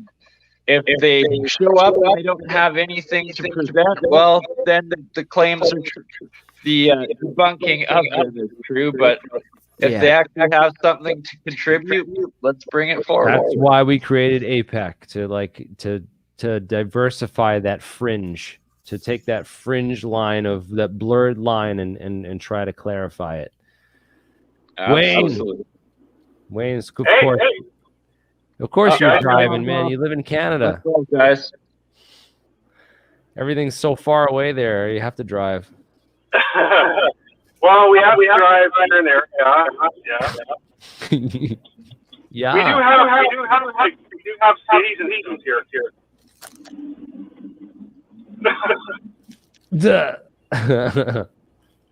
Wayne, check out. My parents just got back from a tour in Canada, man. They went up on a train tour of like some really beautiful places. My mom was sending me pictures. What you got there, Mark?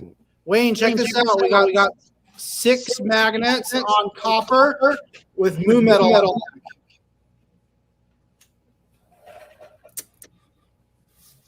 Wonder what would happen if we spin that up. Wayne, can you see that?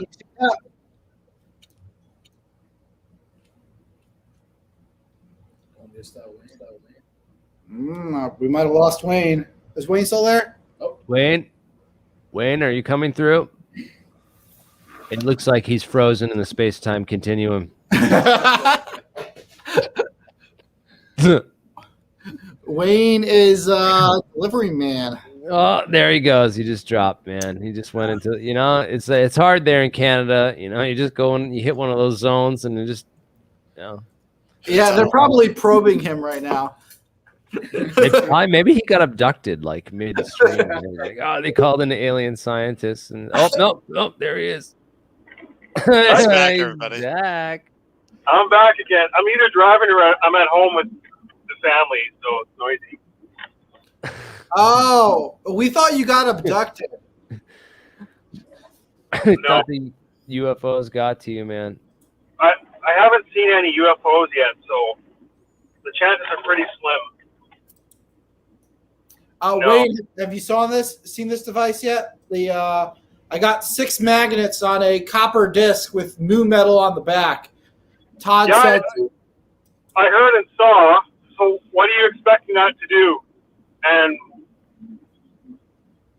I don't know. We'll spin it up, apply high voltage along a capacitive plate, and we'll see what happens.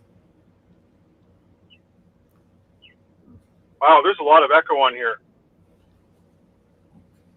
Yeah, so it's basically the setup's going to be mu metal, copper, and then magnet all stuck together, and then mu, and then a sheet of plexiglass, then mu, and then copper. And the magnetic side is going to be spinning real fast, high voltage potential, this side negative, this side positive, and we'll just see what happens. Cool. Jamie, welcome, brother.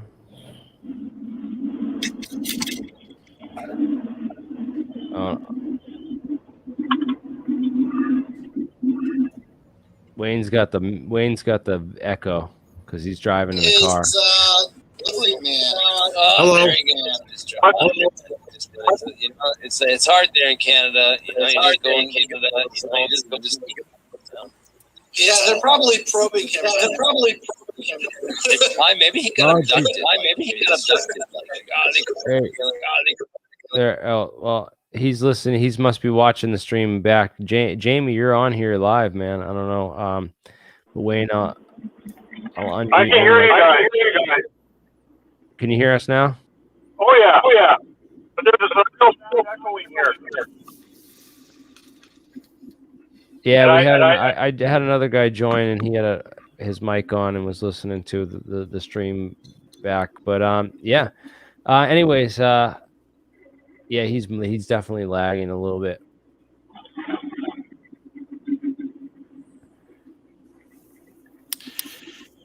Hey, Jeremy.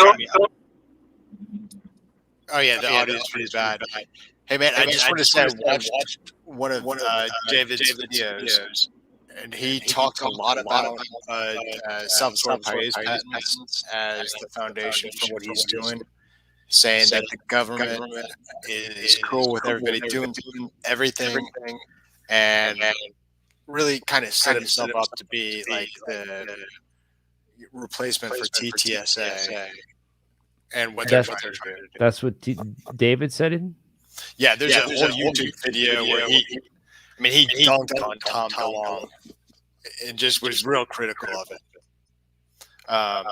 So I think it's sort of like TTSA 2.0. Sign up for the course and be enlightened and fly to wherever Venus. Yes. Yeah, I posted a link in the chat for the video. I can send it to you here. Yeah, send us the link over here. I want to see that about David Wilcock. I mean, that being said, he also talks about ball lightning, and he talks about that being a source of anti-gravity. And I mean, in terms of the things that people are talking about right now, like if he's talking about this a few years ago, far off. Where's the video? Put it in the private chat so I can go bring it up. All right, here it is, Carl. Yeah, and it's at like 2 hours 37 minutes, I think. 2 hours and 37 minutes. Whatever. It's the link. Yeah, here we go, man. The other big piece is an ancient megalithic stone monument. Because I remember I was talking about charge clusters before, and I was talking about how you send this electrical current off the tip of a needle, it makes this little ball, and the ball will now repel gravity, and the ball has all this energy in it, and it'll deradiate. Well, it also is a time portal. So these little balls will also travel in time. Like I said, anti-gravity is time portal. So the Earth makes these little balls all the time. And they preferentially come up through these particular areas of the Earth that are called the grid nodes or the global grid. And maybe if I have time, I'll get into that. I'm probably not going to based on how this is going. And I don't want it to last 5 hours. And I know it's a lot of information. There is a little thing on the side. If you're watching this after I've done it, you click on that little gear shift on YouTube, and playback speed, you can set it to 0.75 and slow my crazy ass down. And then maybe you'll understand this more because you'll have more time to process. I do get into an advanced accelerated brainwave state when I'm talking like this, so I talk very fast. But I'm trying to get the information out for you, and it'll be there, and you can go back and watch it again. So anyway, the Earth, the core of the Earth is actually plasma. It's not an iron ball. Plasma creates magnetic fields. That's also what Kenneth Shoulders discovered with the charge cluster technology. Magnetism can exist on one of these little electrical balls with nothing else to generate the magnetic field. So there is extra magnetism in these grid nodes on Earth, and another insider, the guy who I call Jacob, told me that the way that they used to find these portals, these natural vortexes, is they'd have a little metallic tuning fork with magnets on it. And the tuning fork is joined at the bottom, so it's like a Y. And the magnets, but it's very sensitive. The metal is very thin. The magnets can either come together or farther apart depending on how much magnetic attraction there is. And so when you go into a vortex, they go like this. They start coming together because there's more magnetic energy. So when you have a geomagnetic anomaly, when you have extra magnetism in a particular area of the Earth, you get the possibility that these little guys from inside the Earth's center, these little balls that are, again, like the Terletsky quadrigae, where gravity turns into electromagnetism and it shields time, and so you get all this funny stuff. Really amazing book, by the way, by Jenny Randles called Time Storms, where she describes people encountering these orbs and having time shifts, where like you're like somebody's smoking a cigarette and their hand is moving slow and the smoke is moving too slow, and then other people's voices sound like, that kind of stuff. These things happen naturally, and people sometimes get portaled through time, in quite natural ways. Apparently, you can detect that with these little magnetic tuning forks. The magnets come together more, and there we go. There's one. The stone monuments, actually, because of the nature of matter, the nature of reality, the pyramid functions like a funnel. And I've talked about this extensively. Gravitation has a spin to it. That's the big secret. The spin is where the dimensions are hidden. The spin is where time is powered from. And the spin is what you have to use for consciousness. Spin is the field of consciousness, actually. Gravitational spin is the secret to consciousness, biological life. That's all the Russian science that I've been talking about since the late 1990s, when I started to learn about this through academic research. Anyway, when these bubbles come up from inside the earth, you can capture them inside a pyramid or a stone circle like Stonehenge. And that's why in the 1970s at Stonehenge, there was a group of hippies tenting and camping inside Stonehenge. And the farmer didn't like that, and so he called the cops. And the farmer and the police were walking towards Stonehenge. They see lightning hit the stones. It starts glowing blue inside. The kids start screaming. It goes to blinding white light in a bubble, a half bubble that covered the whole area of Stonehenge. And then it went, and then there was nobody left inside Stonehenge, and there was only smoldering tent pegs, smoke coming off of them where their tents were, and everybody was gone. That's an example of Stonehenge getting activated for its intended purpose. It's built on the grid. Bubble comes up from inside the earth. It's a time bubble, and you can travel through time with it if you can capture it. So the stones capture the bubbles, suck them in, and if you have the right alignment, you could actually get the portals to work. Now, usually, people on Earth were not. Wait. How do we get the portals to work?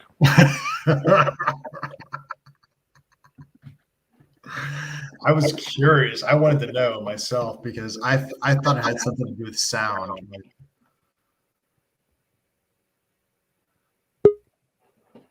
I just want to rewind that for a second because, I missed that. That was really quick there, man. This was like. What would happen is that there were. He said you have to slow it down. They were told to come to those locations, and they would all pray because their consciousness would make it work better and attract these bubbles.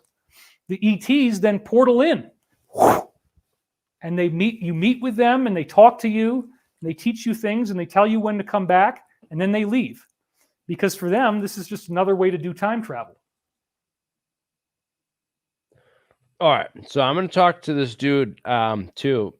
I wanted to talk to who does he runs these CE5 things. I think his name is Tyler Zrodnik. So I got to text him too.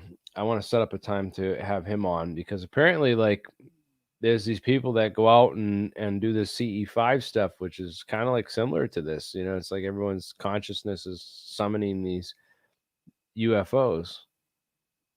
So it's just we got to go out on certain dates to certain locations and then use our consciousness to open these portals.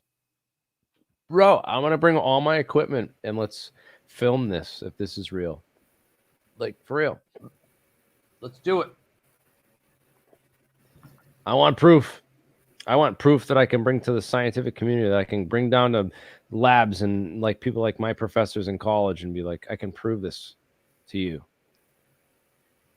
Man, this is the woo-woo-woo of woo-woo-woo.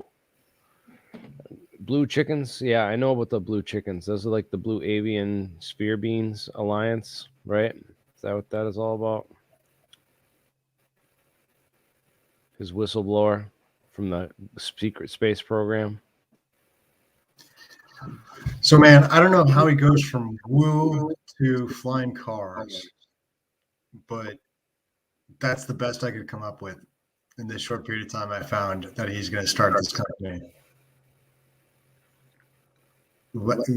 Ball lightning and woo.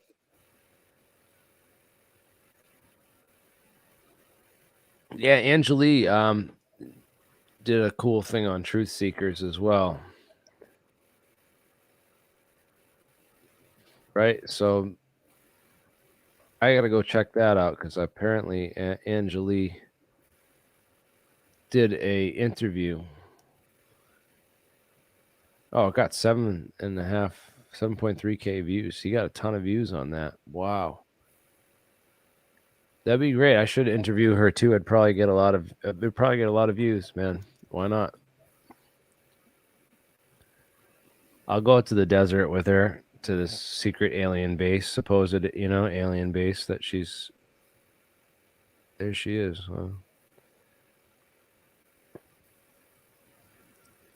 This has got to be funny. I got to go watch this and read the super chats because this has got to be hilarious.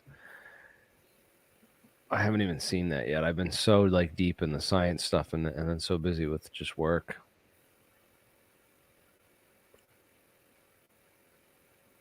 Anyways, any new science architect? I see you in here, man. Any new projects or science you're working on, man? Great to see some top hats. Don't even see his camera. There he is, man. I'm still in the middle of moving things, but I got a location if it works out. I still have to go and actually investigate, see how much work is going to have to go into fixing it up and whatnot. So I'll have more room though. So.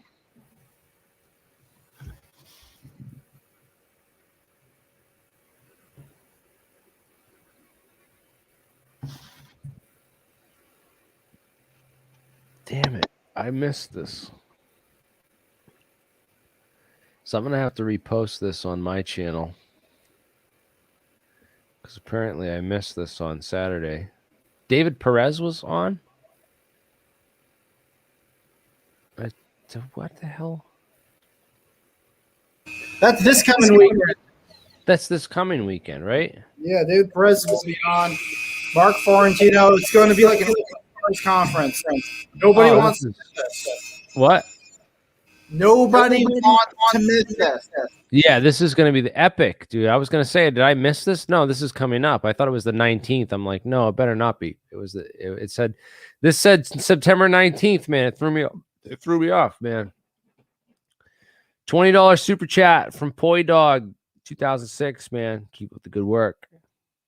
I'll try, man. I try to do good work, man. I try to do the best. And if I'm wrong about anything and I do crappy work, please point it out and call me out because I'm just trying to, do this and bring the best people and get better people on. And, if there's anyone else that I'm not getting on that I should get on, maybe I'll get them on. Had a couple requests for some people. We will have some epic APEC. This is epic APEC, dude. APEC has been epic, and it's only going to get better. We're drawing the closer we're getting to this stuff, man. We're drawing more and more people out of this into out of the woodwork and into this community because we get connected with people who know people, who know people, who know people. Also, there's a big story coming out on the debrief tomorrow night about APEC. Really relevant. Keep an eye out for that. Yeah, is that on debrief.org? The debrief.org. Debrief.org. The debrief. The debrief. Oh, there it is. Yeah, so check it out. Aerospace will probably where it is, or tech. Who knows? All of the above. These guys are on it, and it's good that we're getting some coverage out there, man. It's just amazing. I'm just amazed that David Wilcock's never heard of us or what we're doing, that he's kind of late to the party, man. Like TTSA launched in 2018. That's when they announced that they were going to do, when was their aerospace company? I want to find that the original press release.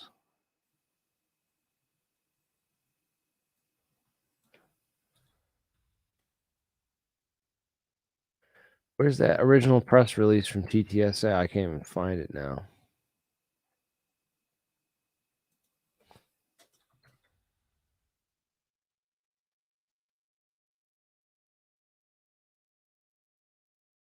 Jesus, you can't even find that now. They took it down.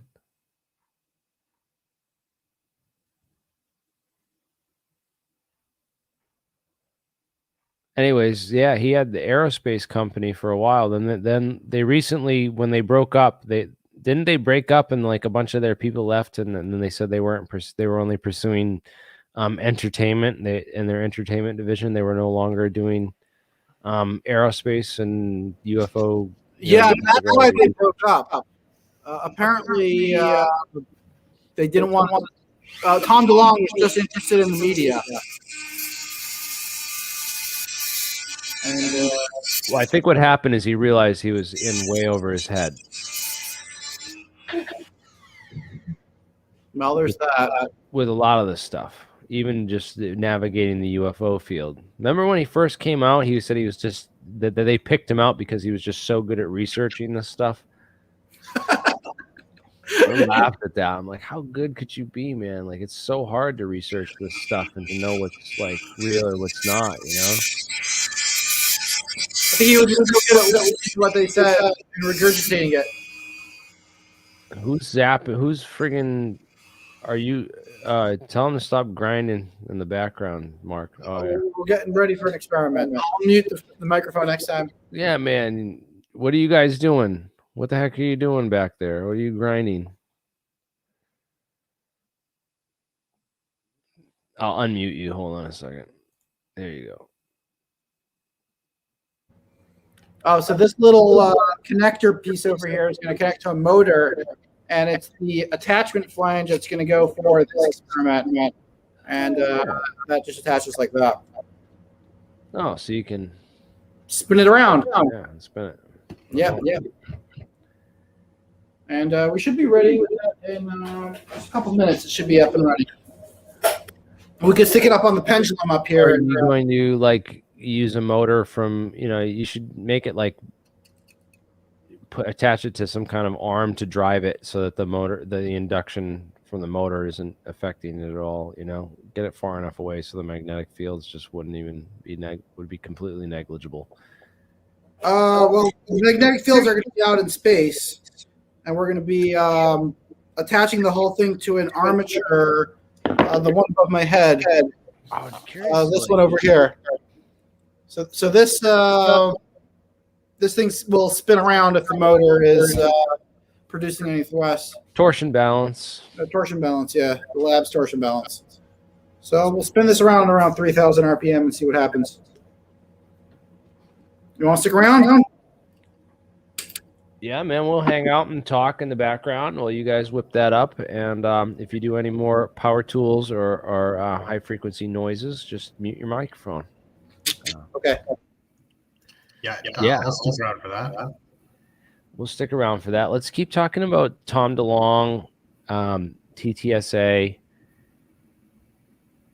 They did some interesting things on Brian Keaton, had Kurt Jamungle and Jim Semivan and Tom DeLonge, because Tom DeLonge kind of vanished off the friggin' face of the planet for so long, and this was his first kind of reappearance. And I already did a stream kind of talking about some of this stuff, and I played a couple clips of some of the things that Jim Semivan said, especially about his, an honest talk about government lies and his talks about the CIA, and we did a whole history thing, deep dive on the CIA for that episode, just to really have an honest talk about government lies and really just blow holes and all the smoke screen that and hand waving that Jim Semivan did on Brian Keaton's show.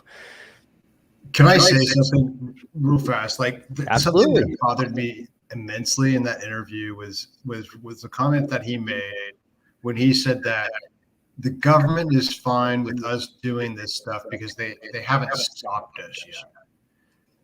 You know what? I felt like everybody that listened to that podcast was stupider for listening to that comment and no one saying that's not how the government works. Like, it's just not. Well, it's not how our science community works. It's not how the research at our national lab works. It's no mention of how that's the management of our national laboratories, the existence of these LLCs, which are called, there's National, like Livermore Laboratories LLC. There's an LLC patent holding company for each of our national labs, which are basically designed to hold the patents individually of anything that's invented there and prevent it from getting out to the public. And that's a serious, serious concern. Tyler Husky, thank you for the $20 super chat. Much appreciated. And I wish you feel free to leave another comment. I'll be looking out for another comment. I don't know if you meant to leave one and didn't, but if if you have anything to say, man, please chime in, and I will I'll give you a little platform and microphone boost, man. Damn. Wanted to get into a whole bunch of stuff. Man, those super chats are long gone from those crazy chemicals that someone in the chat was mentioning that I wanted to check out. But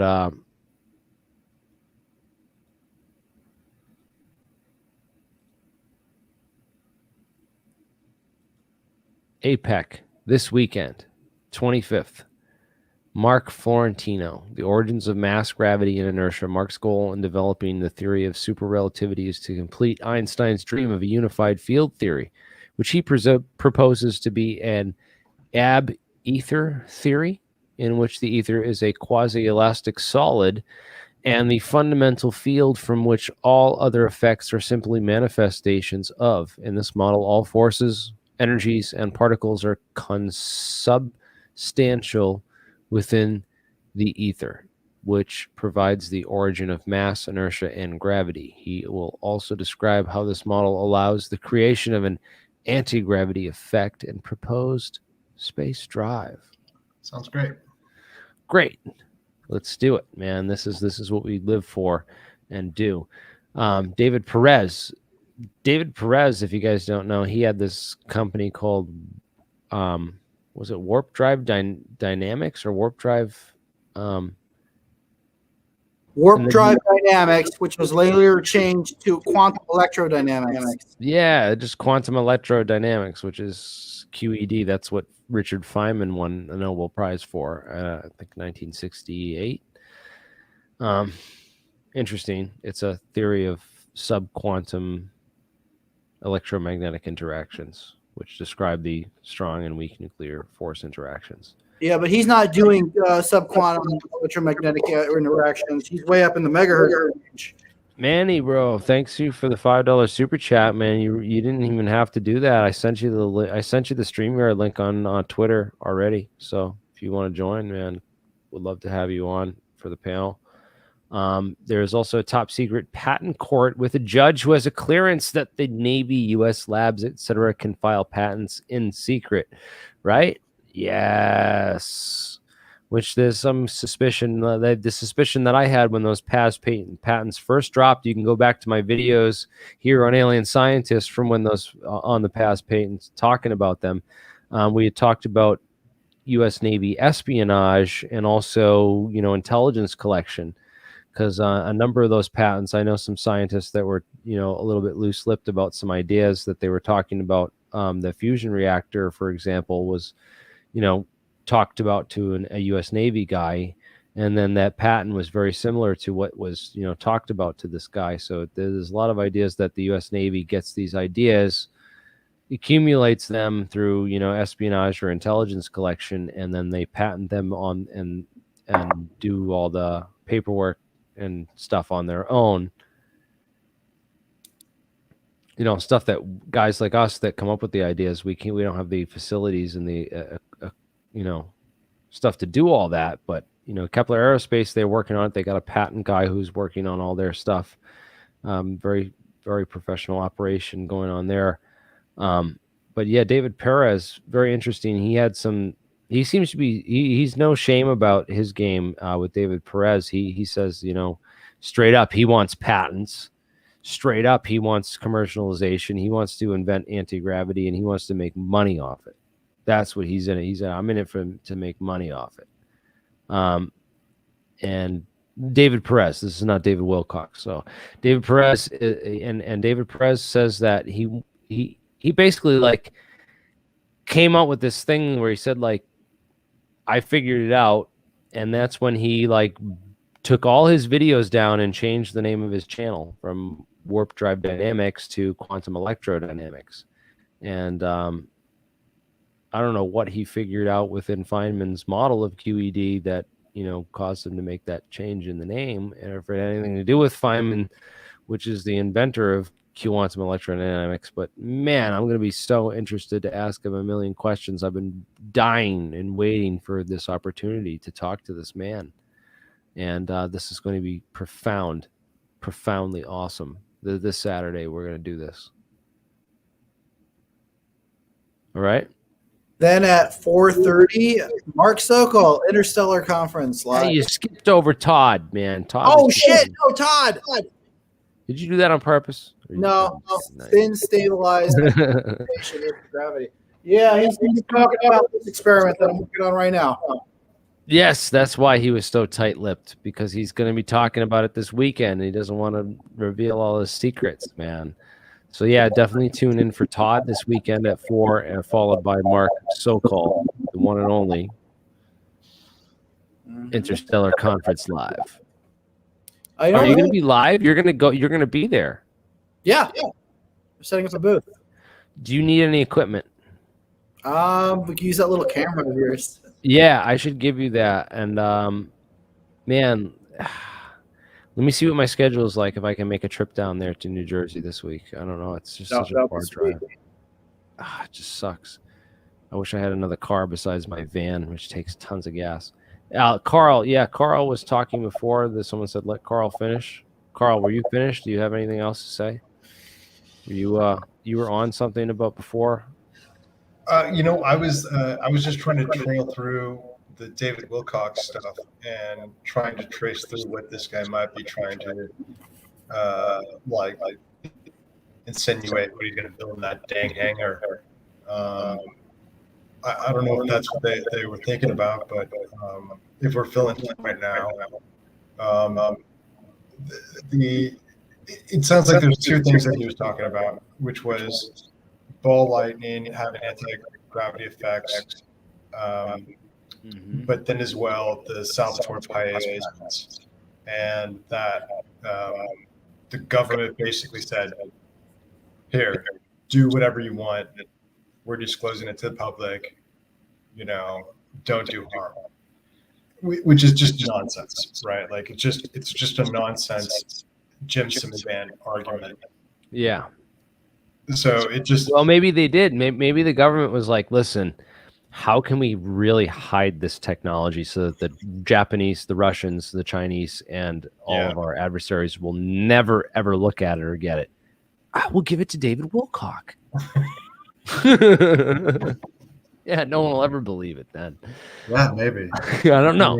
I don't know. Maybe that's make hoverboards and Back to the Future. That's cool, man. Like maybe that's like the most passive use of the technology is to make hoverboards. So I own a copy of LaPointe's patents he gave away. Clay Moore, again, thank you so much for that epic, helpful $20 super chat. Every little bit helps. What is LaPointe's patents? I have to find the LaPointe patent now.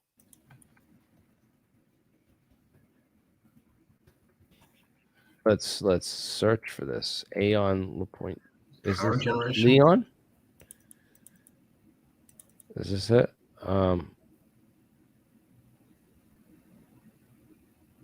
Or is it Robin LaPointe?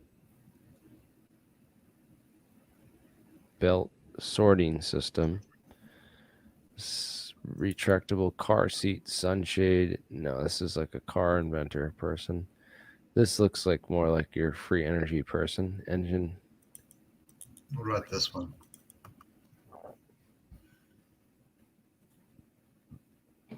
Post one in the private chat. Yeah, but we need a first name. That would help. David. Yeah, do you have a first name, man? Is it David LaPointe? Here's a power generation device. electrical particle utilizing magnetic arrays and electrically charged particulates to produce an electric power is provided. The present invention provides a device and system whereby the device may utilize a magnetic array to produce an electronic field that may be collected in the form of an electric energy. More. Okay. How does this work now? You got a perforated cylinder.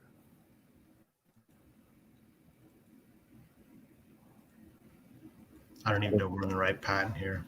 Yeah, this is, I don't know, this is bizarre, man. What is the perforation for? I don't get it. I wish I could play them. Hey, but did you have much time to look at that Hal Puthoff toy patent? Because I would love to figure out more about that. That is just like, I feel like just an itch that needs to be scratched. Yeah. Production and manipulation of charged particles, because this is like way back in 89. Yeah. Okay, 1989 that they patented this, and this is what Brian Keaton was talking about. It's kind of in his latest video. This is really advanced physics stuff, and you know, there he is talking about it way back in the day. This Tinker Tailor Soldier Spy. Yeah. It's so funny that they hid it in a toy company. And it's like every time they talk about the Alcubierre drive, they're like, it's a toy model. And I just like, it makes me laugh. Yeah, it's a toy model, the Alcubierre drive. What does he mean by that?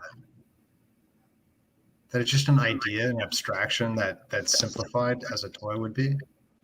It's a good way to hide it too, because most of these people are kind of trapped in that idea of like the pop boat, where it works really well for a little tiny boat, but if you scale it up, it won't work at all. And that way they'll assume, oh, because it's a toy, you can't scale it up and overlook it. Well, that's true, because the U.S. patents that William Wallace invented, if you look up the history of this going back to the 1960s with the research that was being done on kinematic fields and what are called, gravitomagnetic fields. The original gem theory stuff was thought up by Bryce DeWitt and a lot of these other theorists way back in the day, and they were doing research on this guy Henry William Wallace, and his patents were all hidden under a toy company. This carnival rides and stuff like that. That's what they're patented as. Oh, that's so funny. That's a good way to generate cash up front too, making something that parents will buy for their kids and whatnot.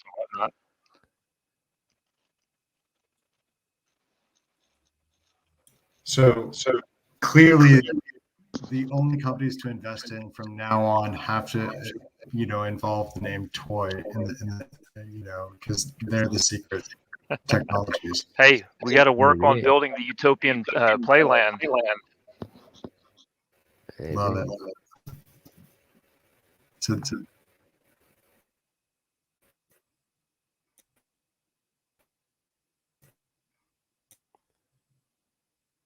I gotta find the ones with the carnival rides and stuff. They were on Luke Fortune's site way back in the day, UFO How To or whatever it was called. Should there be a way to look up the numbers?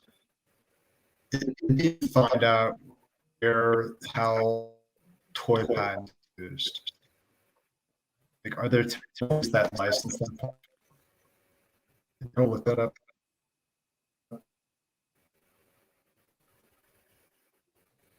I can't really hear you so well, man. You're breaking up pretty heavily. I'm sorry, but was it better with the microphone? We got to get you a better mic, Carl, man. I don't know. There's something going on with that. I'm on headphones, so it shouldn't be echoing on my end with my audio. And I have everyone else muted, so.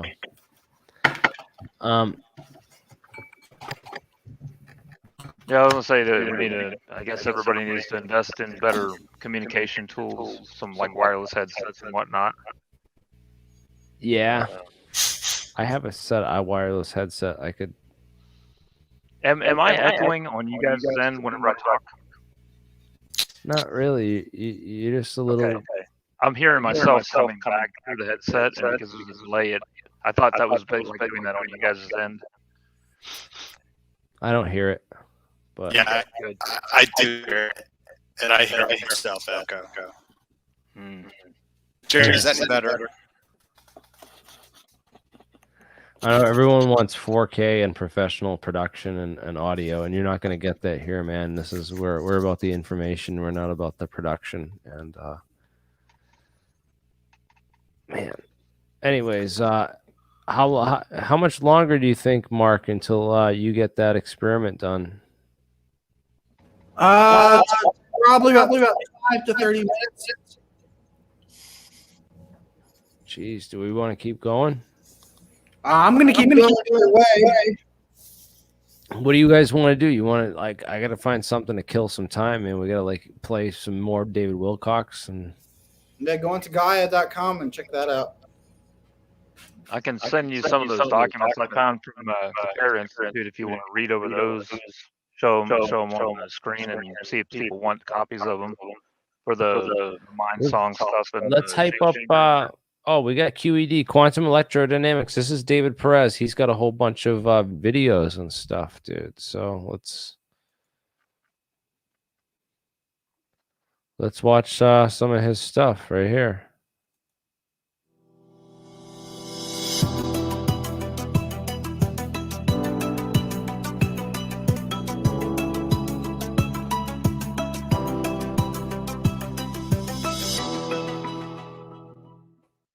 This video is showing our May 17th, 2021 experiment.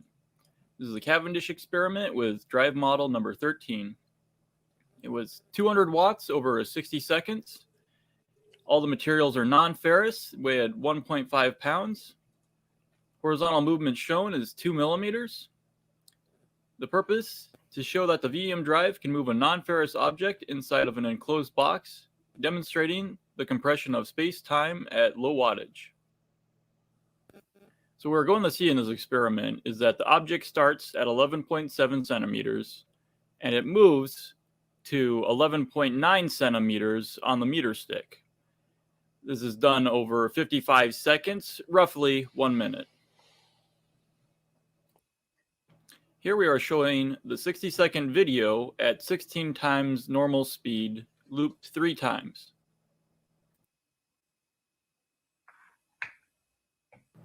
Here we are showing the entire 60-second run at normal speed. And here you can directly see the object moving, and you can measure it on the meter stick. This is a vast improvement from the previous experiments, where we had to use a laser to show fractional amounts of movement on the object.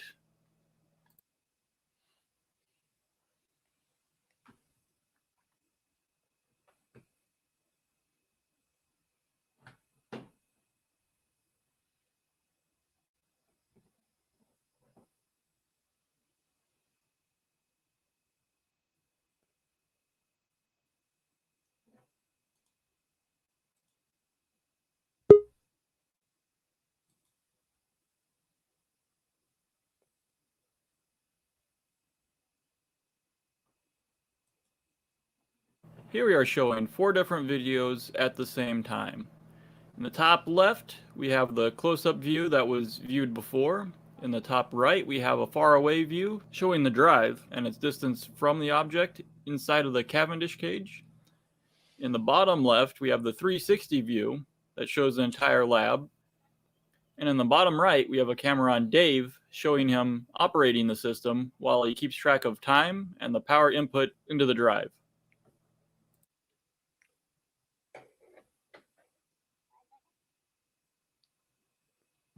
Thanks for watching our video. Follow us on Facebook, Twitter, or YouTube. Check out our website at QED-NE.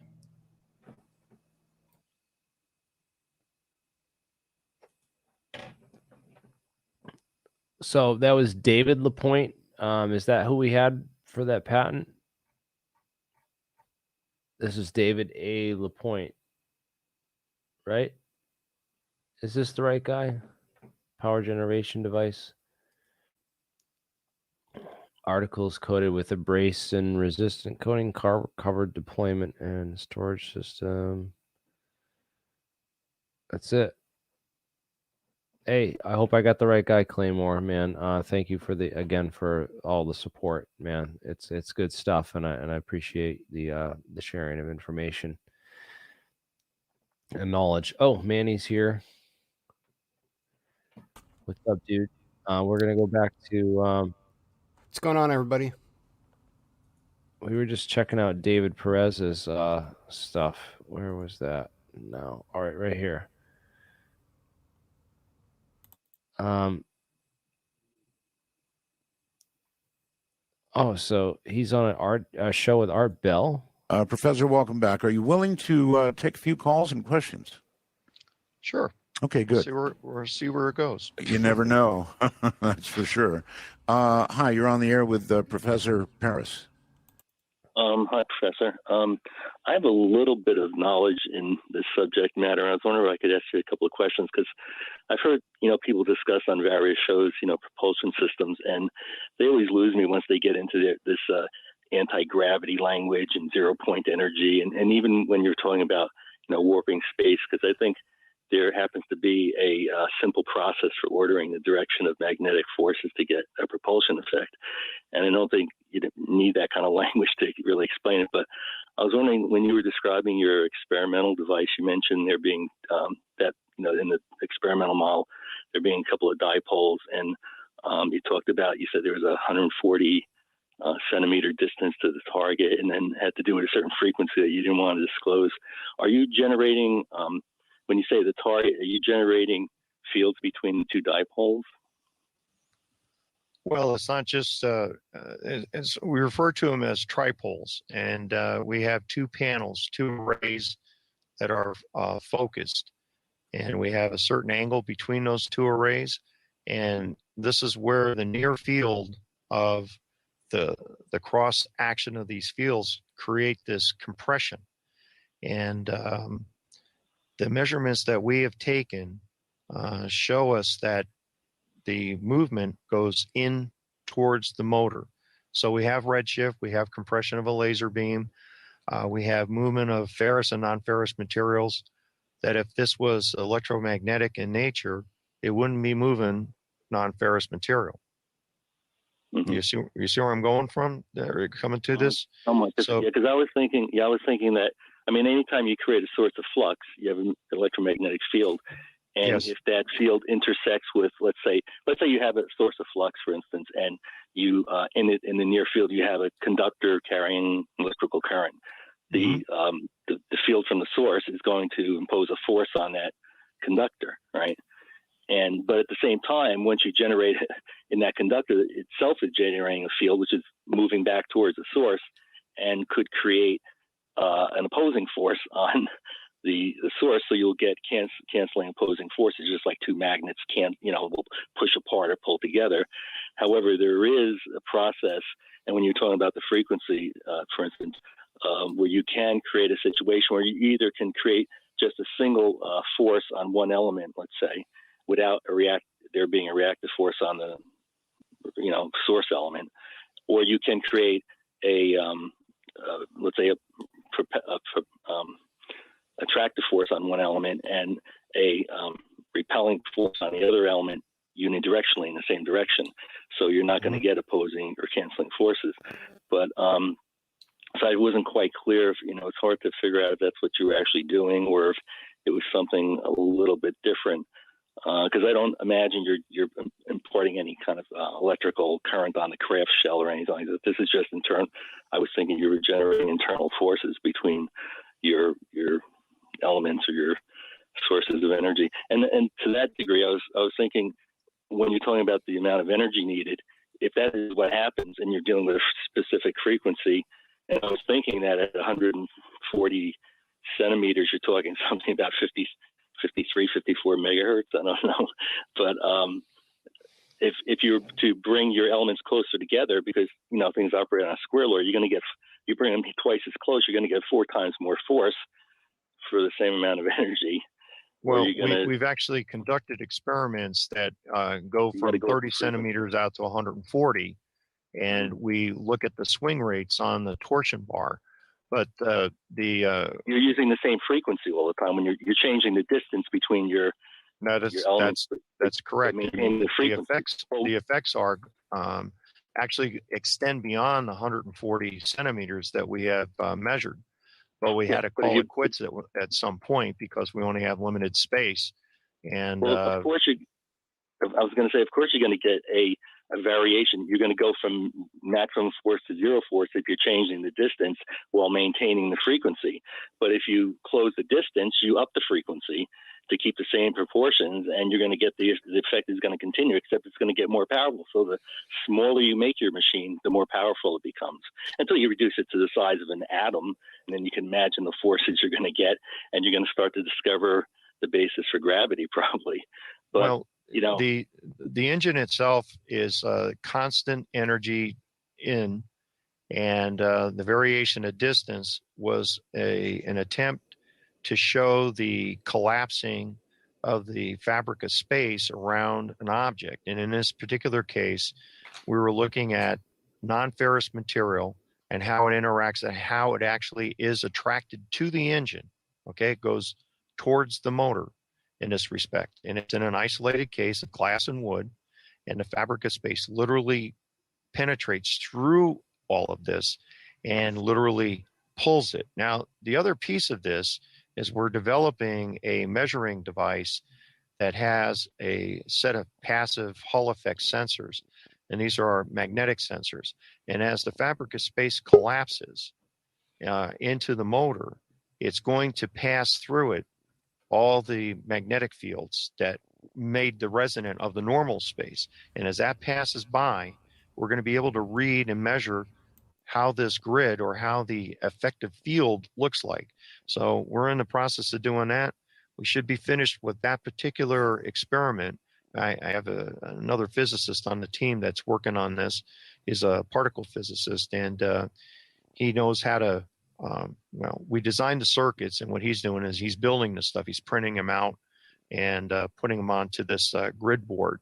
And we'll put it in front on an optics table, and we'll have it at various distances to actually try to three-dimensional simulation or three-dimensionality of looking at the actual field that's created and how it distinguishes from 100 centimeters to 50 to 25, all the way up to the front end of the motor. And so we need to see how that field looks, because we know that we can combine engines together and create a warp bubble. I know that I can put another array panel up on top and extend out from the dual arrays that we have. And I can literally control the fields, altering them. And this is another added advantage into manipulating the fields of the warp fields. So we've investigated quite a few different characteristics of this. And right now, we're at that point where we need to put it all together and lift this craft off the ground and eliminate people's rolling their eyes and Professor, I'm curious, if you were to, obviously you're not actually speeding through the atmosphere because you're warping space. You're getting from point A to point B in a very different way. Yes. Still, there remains a question of whether there would be any atmospheric effect at all. What do you think? Based on the testimonies of these pilots that I interviewed and had reviewed documents about, there was no noticeable tidal effects. Now, Alcubierre had talked about if you do have a warp bubble, that there would be intense tidal actions on the outside of the warp bubble. Right. And when Gurning came out of his thing and he was over Miami Beach, there was no discrepancies. No one observed anything in the atmosphere of any odd occurrences going on, nor the sea level, ocean surface being any kind of abnormal characteristics there either. I have not noticed any abnormal effects of bending the light around there. But again, you know, we're only working with a few thousand watts of power at this juncture. And I don't think you're going to really see any kind of dramatic effect until you get up into, say, 100,000 watts of power.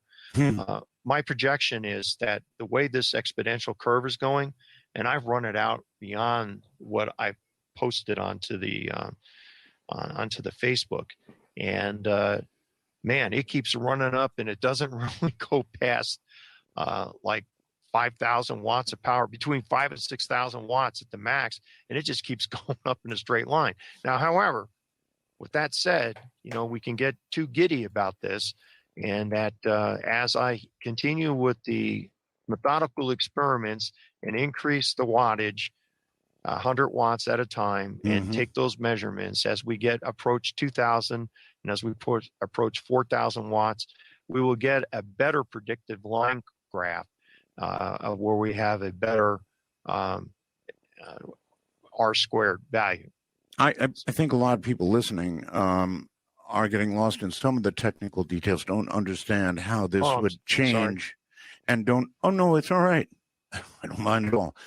I'm trying to get people to understand how this would change the world. Well, have you thought about that? Yes, and a lot of it, it carries a heavy weight on my shoulder because of what could happen with this particular system. In other words, being, for peaceful uses, this thing could revolutionize the way we do business. In other words, transport stuff. This is crazy because they didn't show the pictures of what he's talking about, but we're going to be getting down on this. Like, this is really cool that he's talking to Art Bell about this, man. They did single iteration Koch snowflake printed circuits, and they got results. So just imagine with second or third iteration what they're going to be able to get. Once we get these things printed down to like the nano scale, that's all it is like people are asking, like, we wouldn't need much seed capital to really make this happen and get this to work, man. So we're so close. You just have to, the thing is, you could waste so much money doing the wrong things if you don't know where to look or who to look to or have any real guidance on this. And this is something that we have some of the best guidance in the world because we've been vetting it and going through it as a gauntlet of a community for 10, 15 years before any of these guys were even talking about this or joined it or bought hangars to develop craft that they haven't even got propulsion systems figured out for. Yeah, let's continue this. Go to space, exploration, create an unlimited amount of jobs. Go to space, jobs. People who want to live jobs on in space. Go to the moon and start a colony. Go to Mars, terraform and set up colonies there. All of that. If you turned your mind from fast transportation, which is what I know you're thinking about, to weaponize something like this. And this is the part that weighs heavily on my mind, whether I should go through with the whole thing or just, put it in the garbage can. Yes. I don't know if we're as population, and it's not just you can't put it back in Pandora's box now, buddy. Nope. The United States, I'm talking the world, that we're mature enough to know how to use a technology like this. And because if it was weaponized, I think it would make a paranoia around the world that would be unfathomable. With nuclear weapons being a threat right now and rogue nations getting nuclear weapons, if you could deliver something in like seconds, there's no way you can detect this thing. That's the problem. Nor even have a slight clue that it's on the way. It would just be there. And there's no way to push a button to repel it. You know what I mean? How do you defend yourself against something that would show up on your doorstep in a second? You don't. You don't. And That's right. I can see I can see that side of it. Ken, you're on the air. Hello. Yeah, great show. And Dr. Parrish, I'd also like to comment on some of those the last caller's effects. Yeah, go ahead. I'm a retired aerospace engineer, and I was one of those guys that checked designs and approved them for corporate and military aircraft. But I also worked with twin 50-watt CO2 lasers in stereolithography. And so I have a little bit of understanding about what you're talking about, but to put it in simple forms, have you considered the fact that this might be created from a feedback loop, not from the instrument that you're supplying power, but actually the warp that you're creating, that the warp is trying to fill in the gap of this bubble, and it's actually being enhanced by this like a Venturi effect, where space-time fabric is trying to fill in this bubble, and this is what's causing you to see more power out than what you're putting in. And I could take my comment off the air. Thank you. Okay. More power out than power in. What we actually observed and measured was when the system begins to throttle up and create the warp field, is we notice a negative flux into the motor, and then it goes up to a normal load, I guess. Anywhere, that's the only term I can use. It's not really more power out than in anyway, right? Well, this is what I'm getting at, is when you turn the thing off, there's about a second and a half where this thing puts out more power. Oh. It's the rebounding of the fabric of space. That's what I can only interpret it as, at this juncture.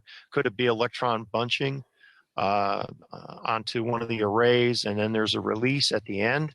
That's a possibility. I've looked into this, kind of like similar to radio transmitter magnetrons. Mm-hmm. There's a similar like effect there on electron bunching. And so we haven't investigated that 100% yet, because our goal is we're not going to get, I don't want to be bypassed by some other team out there, because there's a lot of other teams out there trying to develop something similar to this.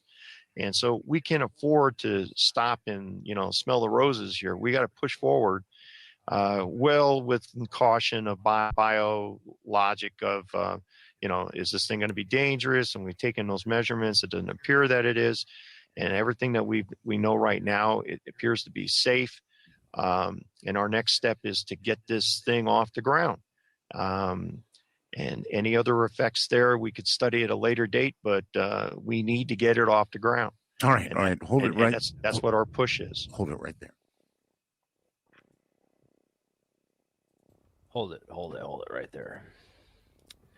Too much truth. That's interesting. He talks about more power out than in. Even if it's just a little bit, then they could switch that unit on to build that up and then switch it off. Or this is what David Wilcock wants, man. Friggy. Stand back. Jeremy, we're ready here to run it. Oh, epic. Oh shit. Oh, it just split right off. I guess it wasn't tight enough. You got to use reverse thread, dude, or either that or reverse polarity on the motor, so it spins the opposite way. That way, it tightens it when it spins, because it's going to loosen it. Like. Can you hold this in? Yeah. No, this in. Yeah. Come on, this is simple mechanical engineering, man. 101. Yes. If only David Wilcock were here with Ben right now. Take that side off. No, I just needed to tighten it up. That's all it was. No, David Wilcock isn't in the house, man. We were reviewing his video earlier, and we've been reviewing a couple of his claims and stuff, and now we're going over some of the real experiments and real laboratory anti-gravity research and physics research that we do here on Alien Scientists in Falcon Space. And that's where we are now. So we were just going to do an experiment, but it failed due to mechanical engineering. Did I determine that's the problem? Yeah, a screw came off. Yeah, screw came off. Either that or you have to tighten it down to a higher torque ratio. Yeah, previous to that, a screw was quite literally loose. It needs to be like 115 foot-pounds. At least of torque. No, we're getting there now. Okay. 112. I think we're close enough. Okay, good. Use your torque wrench. Make sure you. Yeah, let's try it again. There we go.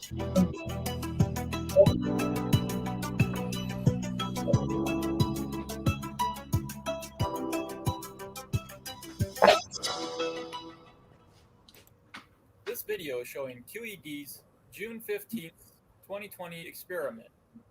This experiment used 1500 watts for a 30-second test. The drive lifted a total weight of 3.37 pounds for a force equivalent of 15 newtons. The horizontal movement created was 4 millimeters. The total vertical movement created was 0.5 millimeters. Total movement overall was 4.5 millimeters.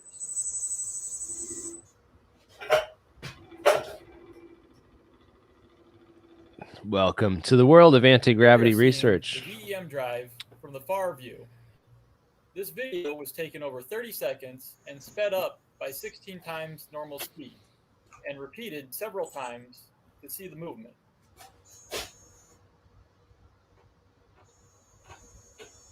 This is a close-up of the 30-second experiment played at real time.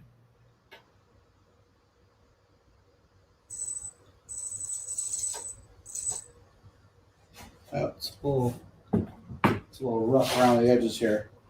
Yeah. Hey, can you maximize his window? Perfect, thank you. Yeah, I'm just trying to straighten out the. This looks very similar to the Banderic experiment. Yeah, except the difference on this one is that we have some sort of metamaterial set up. There's mu metal on this side of the disc, and then it's copper, and then we have magnets polarized axially, and this whole setup is spinning. I'm just trying to fix there's a little bit of a wobble in the disc. I suppose we get directional nonlinear materials like topological insulators of some kind. Yeah, send some to the lab. Do they have it on Prime? We could probably figure out a way to make them or generate them or work with other labs that could do it for us for these experiments, man. To the lab, if it's not on Amazon Prime, then it's on Obtainium. I'm just joking, of course. Get out of here, dude. We like there's so much shit that people just build. Half the equipment, the good equipment. So like David Wilcock was like, we found the best like lab equipment. He wanted if he's got moving. That's definitely moving. holy shit, can you reverse it and send it the That's other way? awesome. That's That is amazing. definitely moving. Whoa. Okay. Oh my So god, that we wasn't just figured out expected? anti-grav. This is Disclosure Live. I mean, Todd said it would work. No. He said it would work 8,000 times stronger than just. So that's directly orthogonal to the axis of rotation of the torsion balance. So there's no way that could be causing a. Let's try that again. Let's try that again. Let me get it stabilized. And is the rotation and stabilization from conservation of angular momentum. So let's see if you can. Motherfucker. It's spinning counterclockwise now. Right.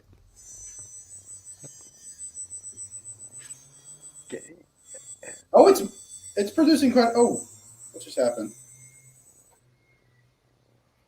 I'll try to stabilize it and try that again. Yeah, thing is,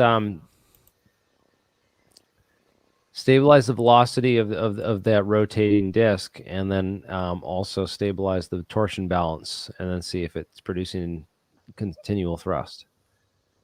I don't worry to even stand near it because even airflow can change something. No, it's definitely pushing and keeping moving. Look at that. Okay. Right now it's not spinning. I'm just trying to stabilize everything. Yep. Now it's going backwards, so just leave it. Just let it. Don't touch it now. It's got a little bit of a swing to it, so let's let it calm down.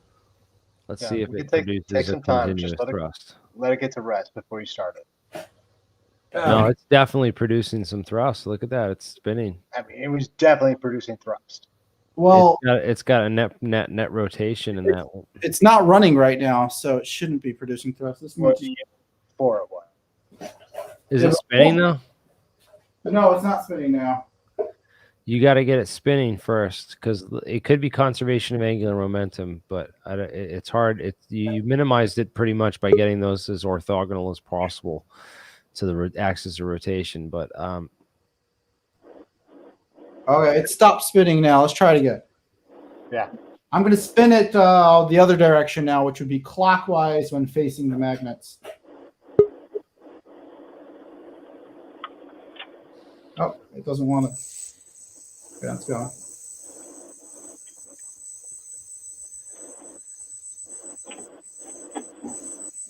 No movement.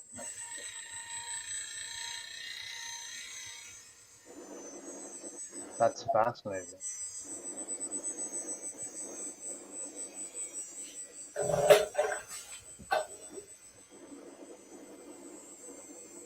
Moving it clockwise doesn't seem to produce much thrust. Counterclockwise is doing much better. well, that if it was conservation of angular momentum, you'd expect the torque to be reversed.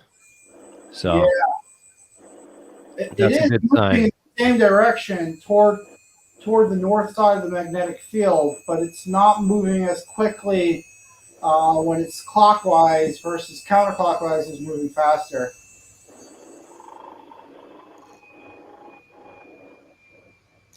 I really want to try these fractal antennas, and I can talk to that guy Nathan Cohen, who I met at MIT, who's from Fractal Antenna, and he could probably provide us with some custom printed fractal antennas to do some of these experiments with the David Perez stuff. Man, I can't wait. Okay, now we're doing counterclockwise. I want to get some third and fourth generation fractal. Oh yeah, it's actually the entire pendulum has started to spin a little bit in the other direction. Yeah. That's turning more. Come on. It backed up a little bit. You guys can see it just as well as I can. I guess if you have like a reference point from that angle, the computer is probably the hardest to see. That's great. Can you put that in a plastic jug or something? Not right now.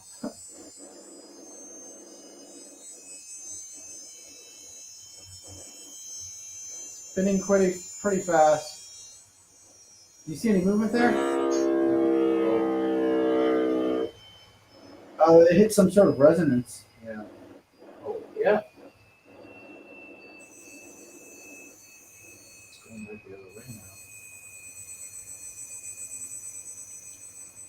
Right when I started up. Now there we go. Wait. Now it's moving. Now it's moving. Yeah, it's moving. And I haven't touched this thing in a while. Did it slow down at all? I slowed it down, and now we're spinning it in the other direction. I have a an RC car ESC motor controller on there, so I could spin it in both directions. It's sort of like just it's wobbling back and forth in this direction. I'm gonna try going back in the other direction again. I'm putting on the brake.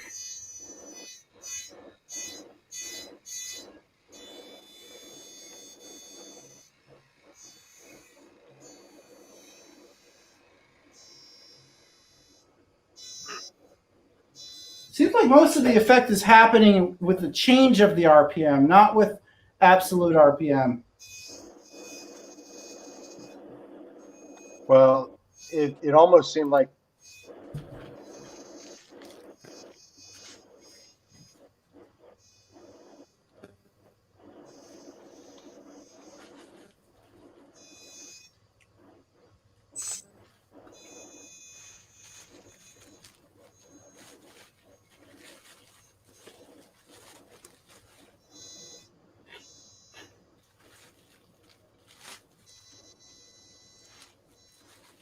Looks like it doesn't want to stop now.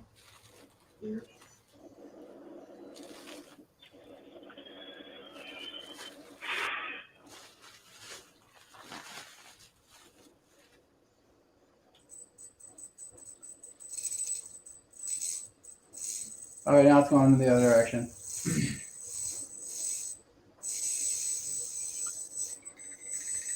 Hey, Jeremy, do you think those fractal antennas are fed with a single frequency? Anything comes flying off that thing, it'll hit you right in the face. Well, it's kind of.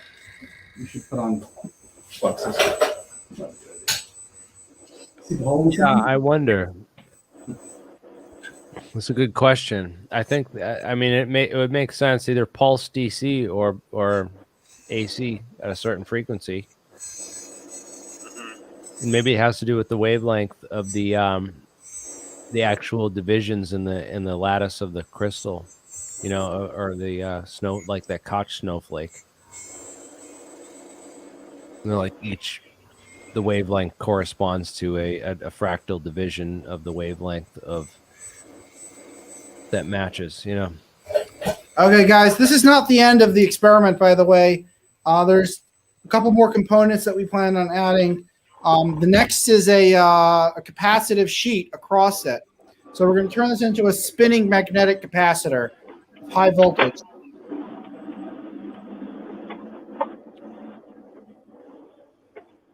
And when that's ready, maybe we'll do a stream tomorrow night and get that experiment going. But for now, we're not seeing any much results with just the magnet and the disc. It was like a little inconclusive. Things were shifting around, but then they were moving in the other direction. Sort of like Ben Durek was. It was like works sometimes, doesn't work other times. Weird shit.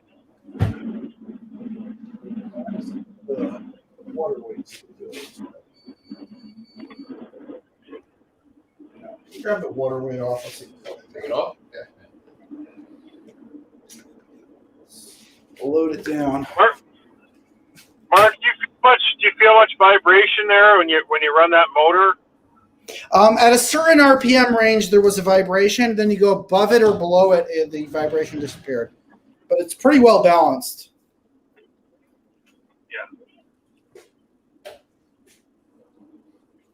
I did notice that most of the effect happened when you're changing the RPM. So absolute RPM did not matter that much. And it's pretty cool that we have this RC car ESC, so I was able to go forward and backward.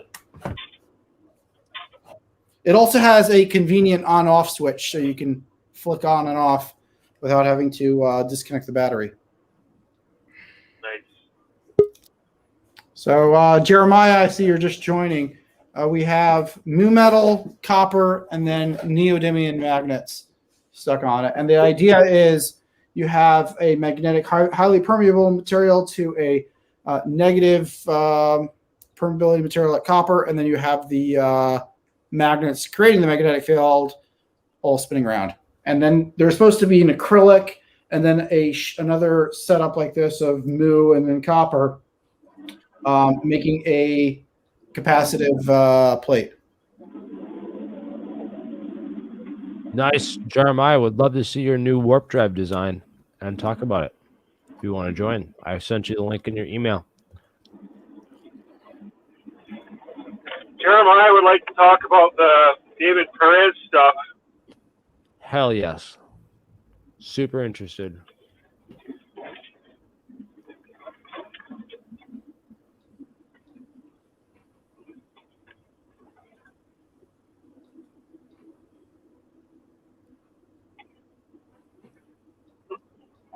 Yeah, no moving parts is pretty cool. I think technically you could create this field effect with no moving parts, just having the coils turn on and off in that spinning orientation to get spun up magnetic fields. We're also waiting on the system over here, the transformer for the power supply, and when that's done, we'll be able to power up the klystron and run the Elzaphan experiment, see if the klystron works.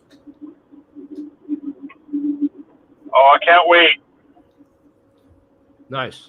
Yeah, spintronics testing in the laboratory. Yeah, down. Jeremy, you can come down. Help us out. Yes, this would be cool.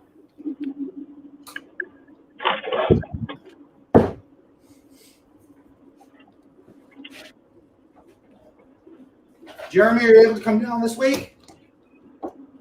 We will see, man. Definitely gonna try. Gotta spend some time with the family. I've been busy on work for like 2 weeks, and I have a little bit of time off, so I'm gonna spend some time with the family too. Oh man, we got any? Is Jeremiah gonna come on and give us an update? We got anything else going on?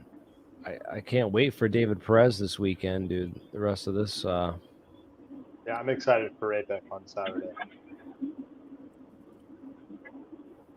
It's gonna be epic, man. Epic APEC. Jeremy, is this better on the audio for you? Here we can see the start and end images that show us the 4mm displacement.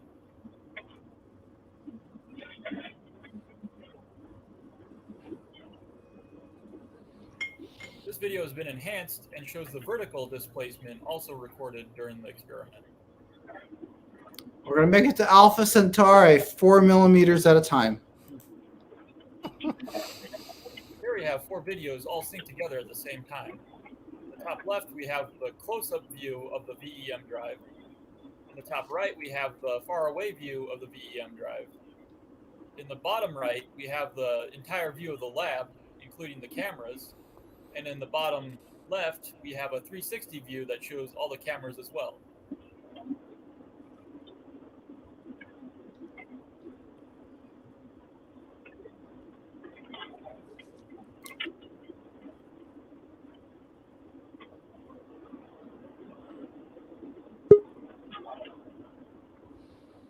Thanks for watching our video. Follow us on Facebook, Twitter, or YouTube. Check out our website, QED. Yeah, I'm excited for APEC on Saturday.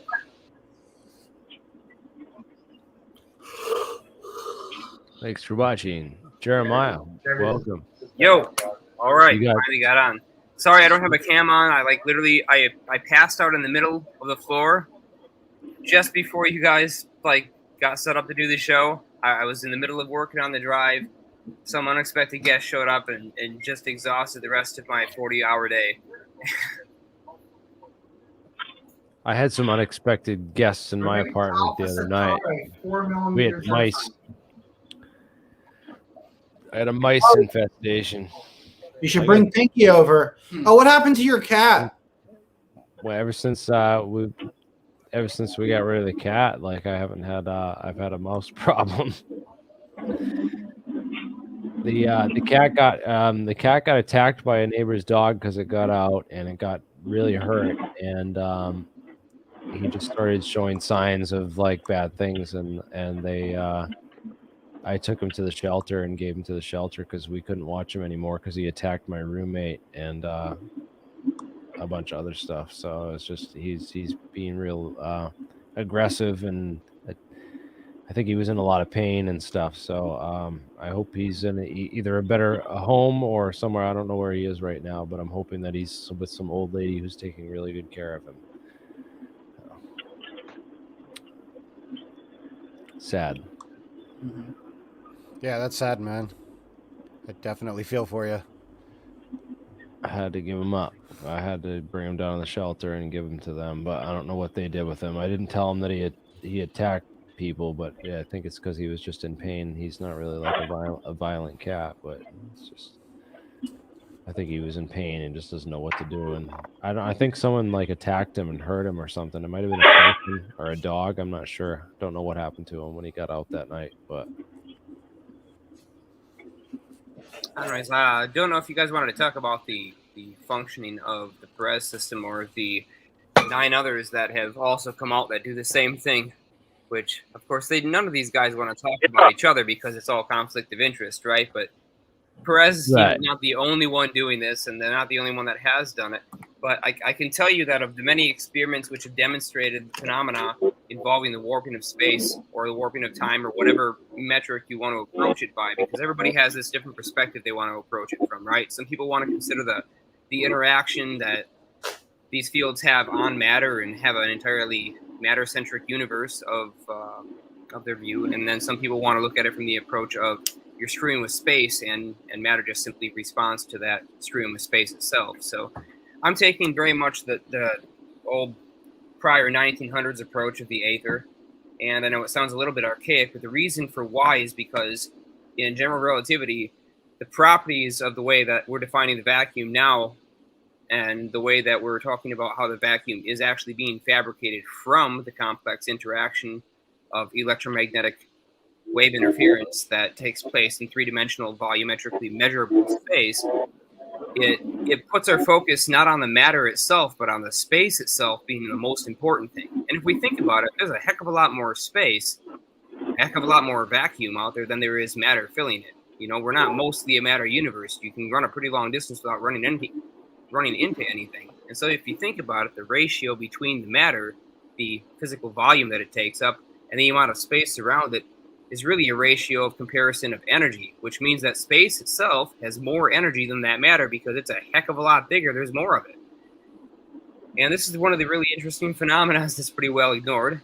And another thing that we should look at is how matter itself can continuously produce or generate or modify space. And it's a lot more than just simply the mass of that matter, but it turns out the electric fields, the magnetic fields, and their interaction with the stress energy tensor is what produces the space that we recognize as distance between objects. Yeah. Yeah. And we could warp it with optically. Yeah, it's very much an optics effect by all means, because what we're effectively doing is changing the variable refractive index of space. It's almost like making, it's almost like having a lens made of a material that on demand, your lens, focuses at 1 foot away, or you change some material property, no physical change in the apparent shape of the lens, but yet the way the light travels through it is significantly affected because you've added radio energy into that same material. And now the light doesn't just have to pass through the stress energy exerted by the matter, but it now has to also pass through the added stress energy of the matter plus the radioelectric energy that's passing inside the matter or traversing through the matter. And so light actually slows down even more, showing that light's not being absorbed and re-emitted by any of that matter. It's not being, quote unquote, bent by or curved around or bounced back and forth between that matter. It just literally slows down when it enters an optical refractive index like glass or a lens because there's more mass energy. The stress energy tensor of that volume of space where all those pieces of matter exist are causing space itself to respond. And that's the reason really why light slows down in an optical medium like a lens or a piece of glass or a crystal or anything like that. And it's also why light slows down in the vacuum of space, because the vacuum of space has the same properties of a physical solid block of matter, because it also has that comparative stress energy tensor, which is what makes space in the first place. And we can engineer that quite directly by using radio interference or by basically crossing 3 different waves at specific angles in order to produce a net force on space itself that continuously builds and grows. It's a time additive effect and quite fascinating in that respect. Really? So is this essentially like making a standing wave? Yeah, you're effectively setting up a standing wave, but a small amount of that standing wave energy seems to disappear out of nowhere. As Eric Dollard would put it, and he was working on the cosmic induction generator, so I'm sure some people in your audience who are familiar with most of the Warcraft stuff probably have come across Eric Dollard's work and his recomputations of Steinmetz and the Heaviside Gibbs stuff, just like Eric, or just like I would say Richard Van Durick had to address the Heaviside Gibbs errors and the major gaps in the simplified quaternions of Maxwell that we use today in physics. And so what Eric Dollard basically says is he's got this cosmic induction generator. It's a set of 2 independently driven, isolated coil elements, and the 2 generate, each of them, their own independent electric fields that propagate out from the antenna, the end of the secondary coils that are facing towards each other into the same space, and then those waves cross. So what he says is really interesting, right? Because we see that we're putting power into this coil system. Power is being dumped in, but we're not getting a radio transmission on the outside. So where the heck is the power going into? He says it makes no sense that if we're seeing power disappear into that space, that what he calls that. Let me see you read it here. What does he call it? The neutral space between those two fields where they effectively cancel out. He says if we're putting power into there and we're watching it disappear into nowhere, why can't we take it back out again?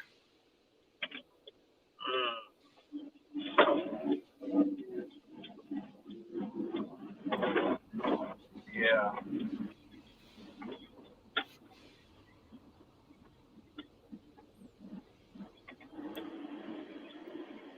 Destructive interference is certainly an interesting phenomena in physics. Well, destructive interference, think of it like water waves. When you have destructive interference of two waves, what you're essentially doing is you're changing the water pressure below it.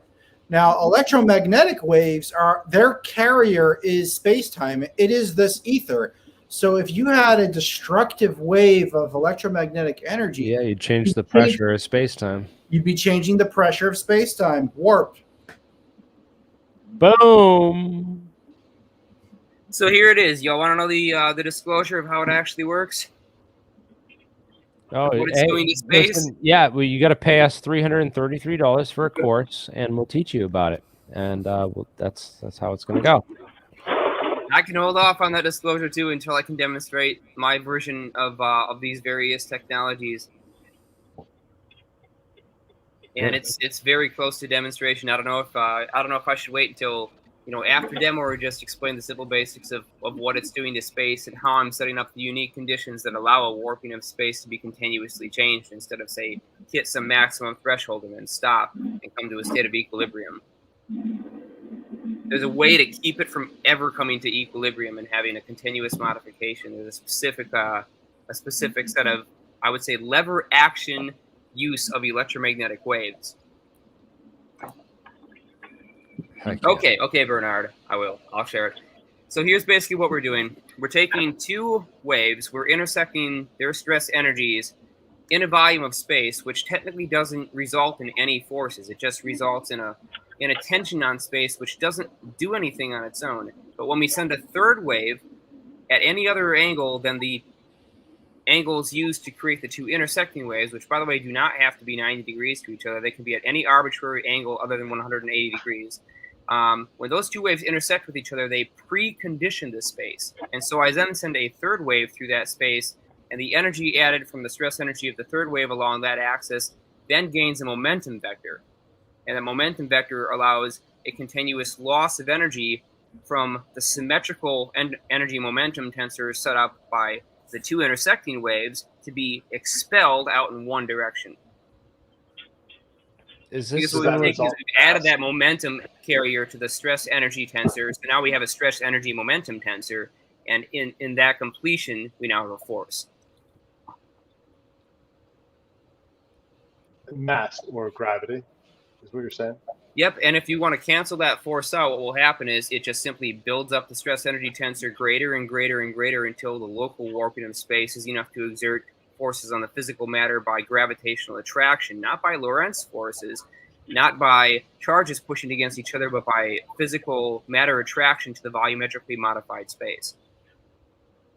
As Perez would say, it's a pulling engine, not a pushing engine. Wow. It sucks its own matter into the space that it screws with effectively, and all the same devices built by other people do the same thing. And this is one of those things we've been looking at for years and just totally befuddled by as far as how it was working. We knew when we crossed multiple particle acceleration fields across each other that we got an interesting effect, but didn't exactly understand why that effect was occurring. It wasn't until we recently wrote the new theory on what's happening physically in space itself that causes space to be fabricated. And with that model, when we realized we could make space out of nothing or collapse it into nothing, we had the model to engineer these drives. The ludicrous drive.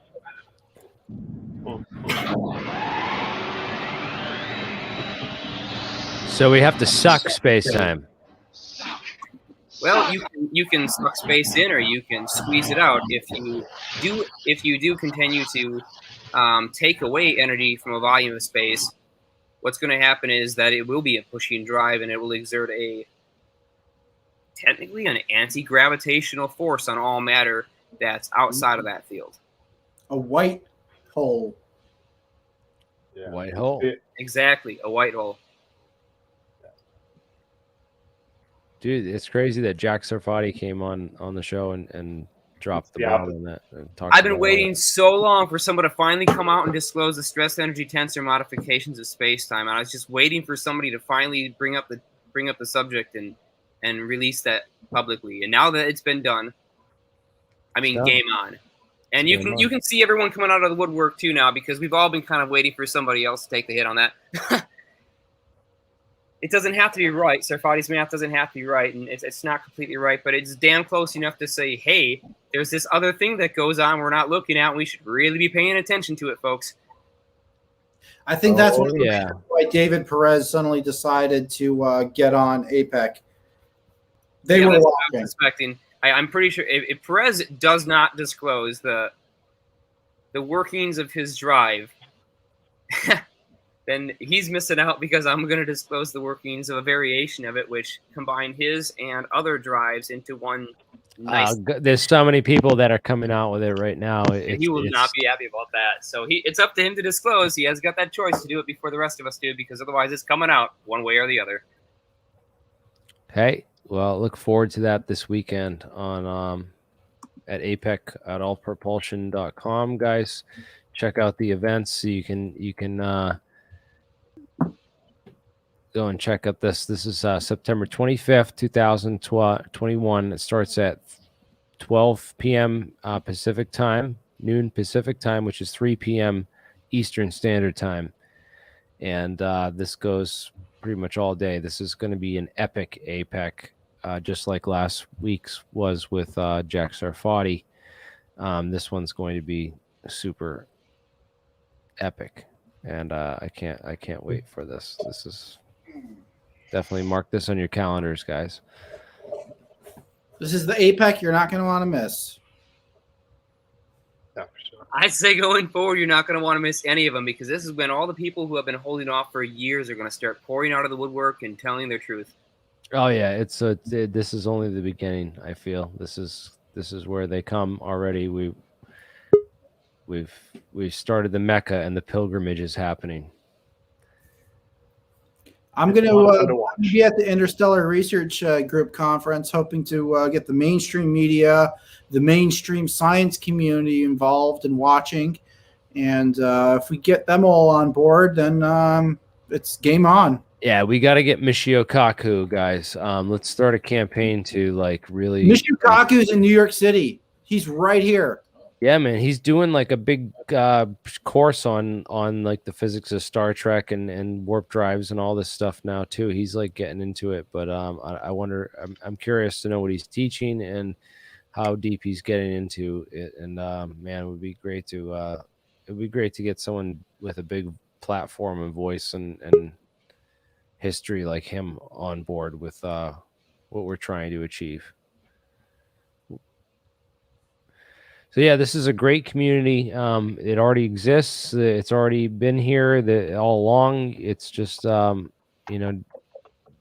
Wilcock is not starting it on his own. He's just now joining and becoming enlightened and aware of this community that already exists, and hopefully he is welcome to it and doesn't let his ego get in the way, because it's very easy to waste a lot of money on pointless endeavors, and there's plenty of them out there if you don't know what you're doing. So it doesn't matter how much funding you get or how big of a facility you have. If you don't have the right physics, then you're not going to get very far.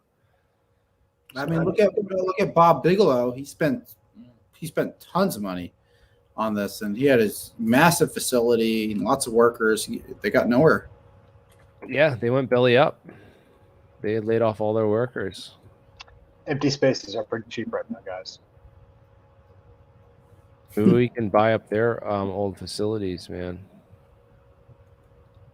Are they still hiring? I mean, what is this?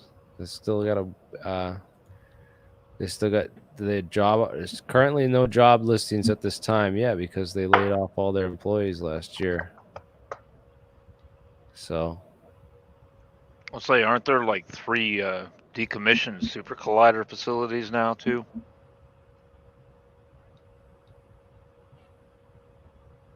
I think so. I'm pretty sure there's like one somewhere in Texas, and then there's another one that runs under like what is it, Kentucky, Tennessee, something like that. People are still chopping up the superconducting cable and selling it off to make knife handles and whatnot out of it on eBay. I'll buy one. Wow. I'll buy one. Yeah, those are like liquid helium superconductors, though. Right. Yeah, it's like, you know, combinations of like cables of like neodymium that has been wrapped in like copper, and that's wrapped in, you know, something else, and like 4 different materials. When you look at it from the side, it looks like almost like a beehive. Yeah, layers. I've seen that. They chopped up all the wires in order to sell it off on eBay. They call it a superconductor, but it's at liquid helium temperatures, lots of shit is Right. superconducting. Right. I was gonna say, if you want superconductive at room temperature, there is a very, very weak one you can get. Just go pick up some silver. It's only like 7% superconductive over that 99.9% you can get out of copper. But that's also not radioactive, and radioactive materials tend to be, or unstable materials. Let's, I guess, use a more appropriate term so that way it doesn't sound so scary. But there's tons of silver isotopes that are extremely stable. They last a really long time, and we already see, like with thorium being doped into tungsten electrodes and whatnot for welding because it makes it more conductive.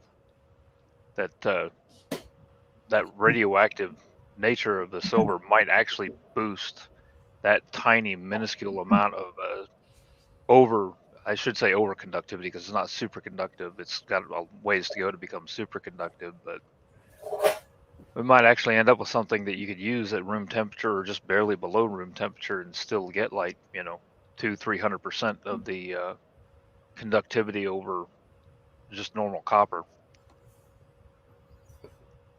Yeah, we got some silver here. Silver's a really cool material. It's apparently not very hard to enrich either, so. Oh, I want some enriched silver. I just need to get rich. Yeah, I'll enrich myself with silver. In Hebrew, the word for silver doubles as money. Well, Cliff High has been saying that he's expecting at some point silver is going to jump to like $12,000-$13,000 an ounce, because they're going to find. I think a loaf of bread will jump to $13,000 a loaf. Well, sure, but I mean, his reasoning for this, he's been doing all this digging on information online, and the discussions that are going on back and forth between different scientists and whatnot, and it looks like his view is he's expecting they're going to find superconductivity at room temperature or something, some other useful aspect to silver when it's in one of those isotopes, maybe several of them, and it's going to drive this massive boom to obtain and enrich to use it. It's going to cause a massive shortage. Jeremy, what were you just looking at in the slide before? I'm so sorry to interrupt you. I just caught a whip, like just 1 second. So Cooper's this pears. is Cooper's pears. pairing, and it Oh, talks about, man, Cooper's pears. Oh, buddy, I want to talk to you about Cooper pears. statistics, right? So this is like quantum particles are governed by their statistics, and that if you want to make things bosons out of fermions, if you pair 2 fermions together which have half spin, you can create an integer spin boson.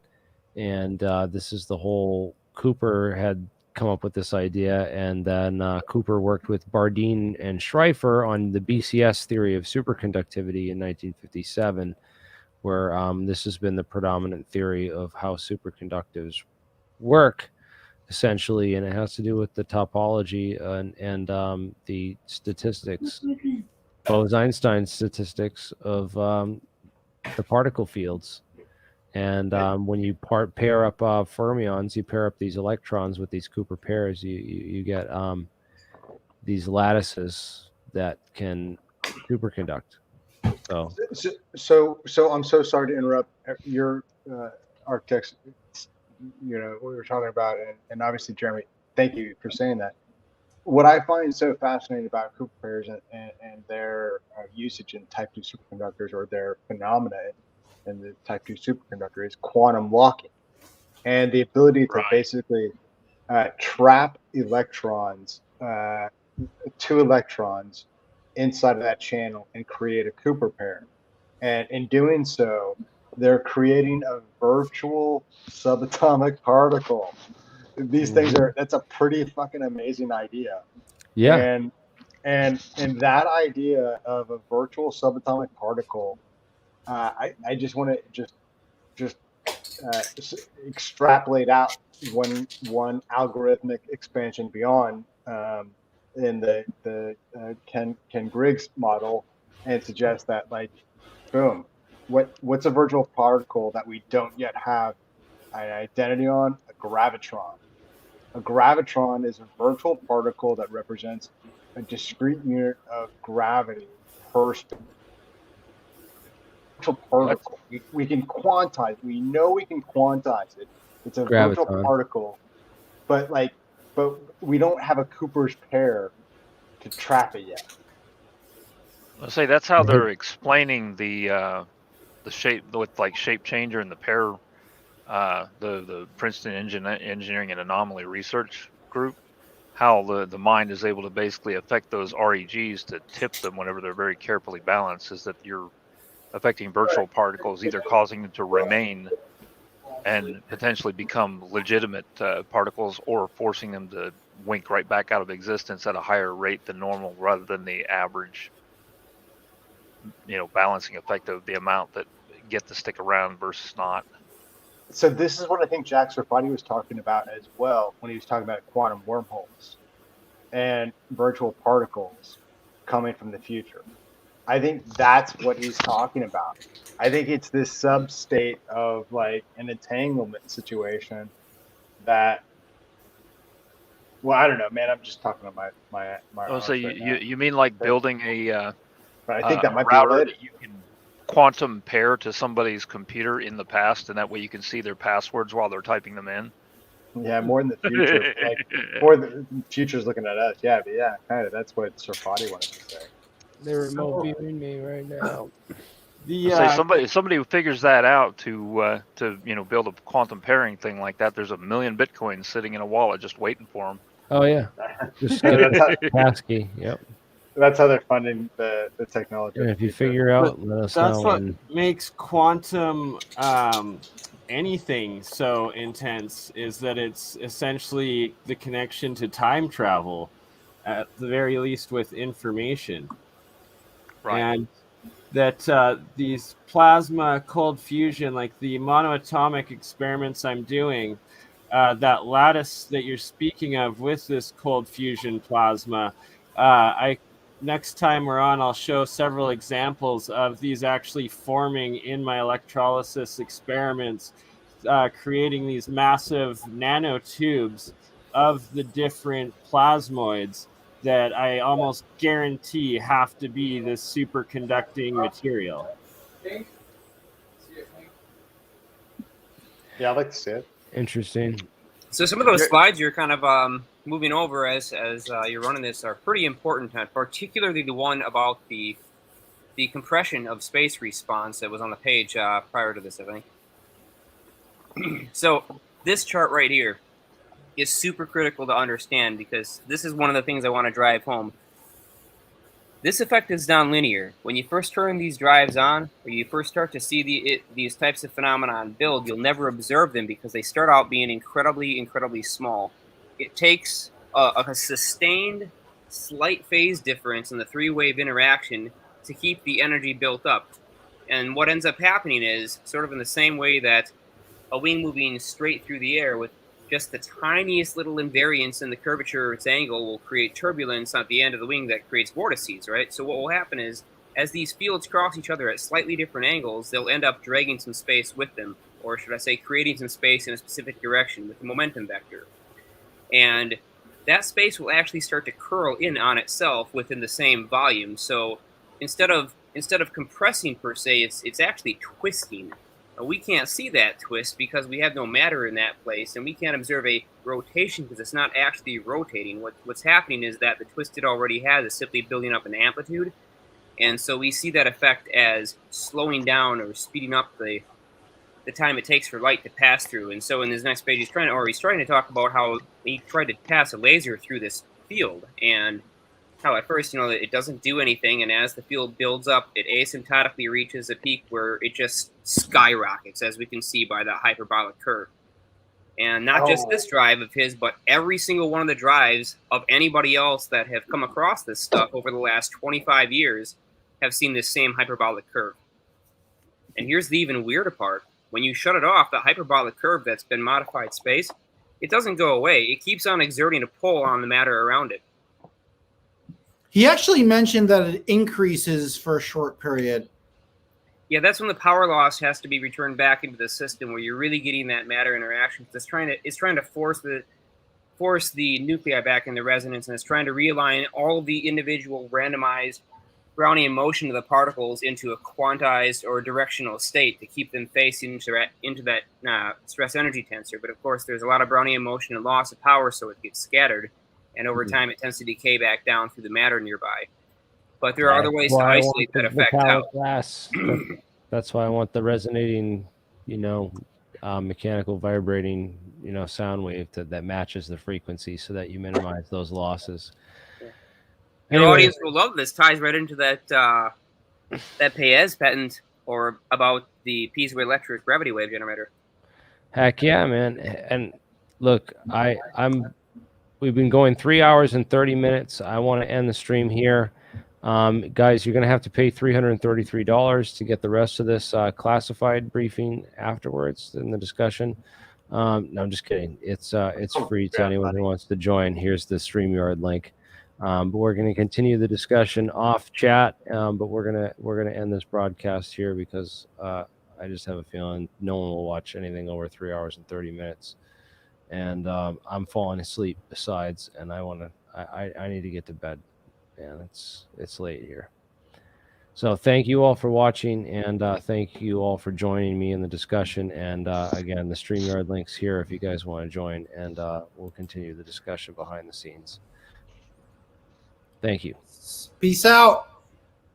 Bye. Live long and prosper. Respect.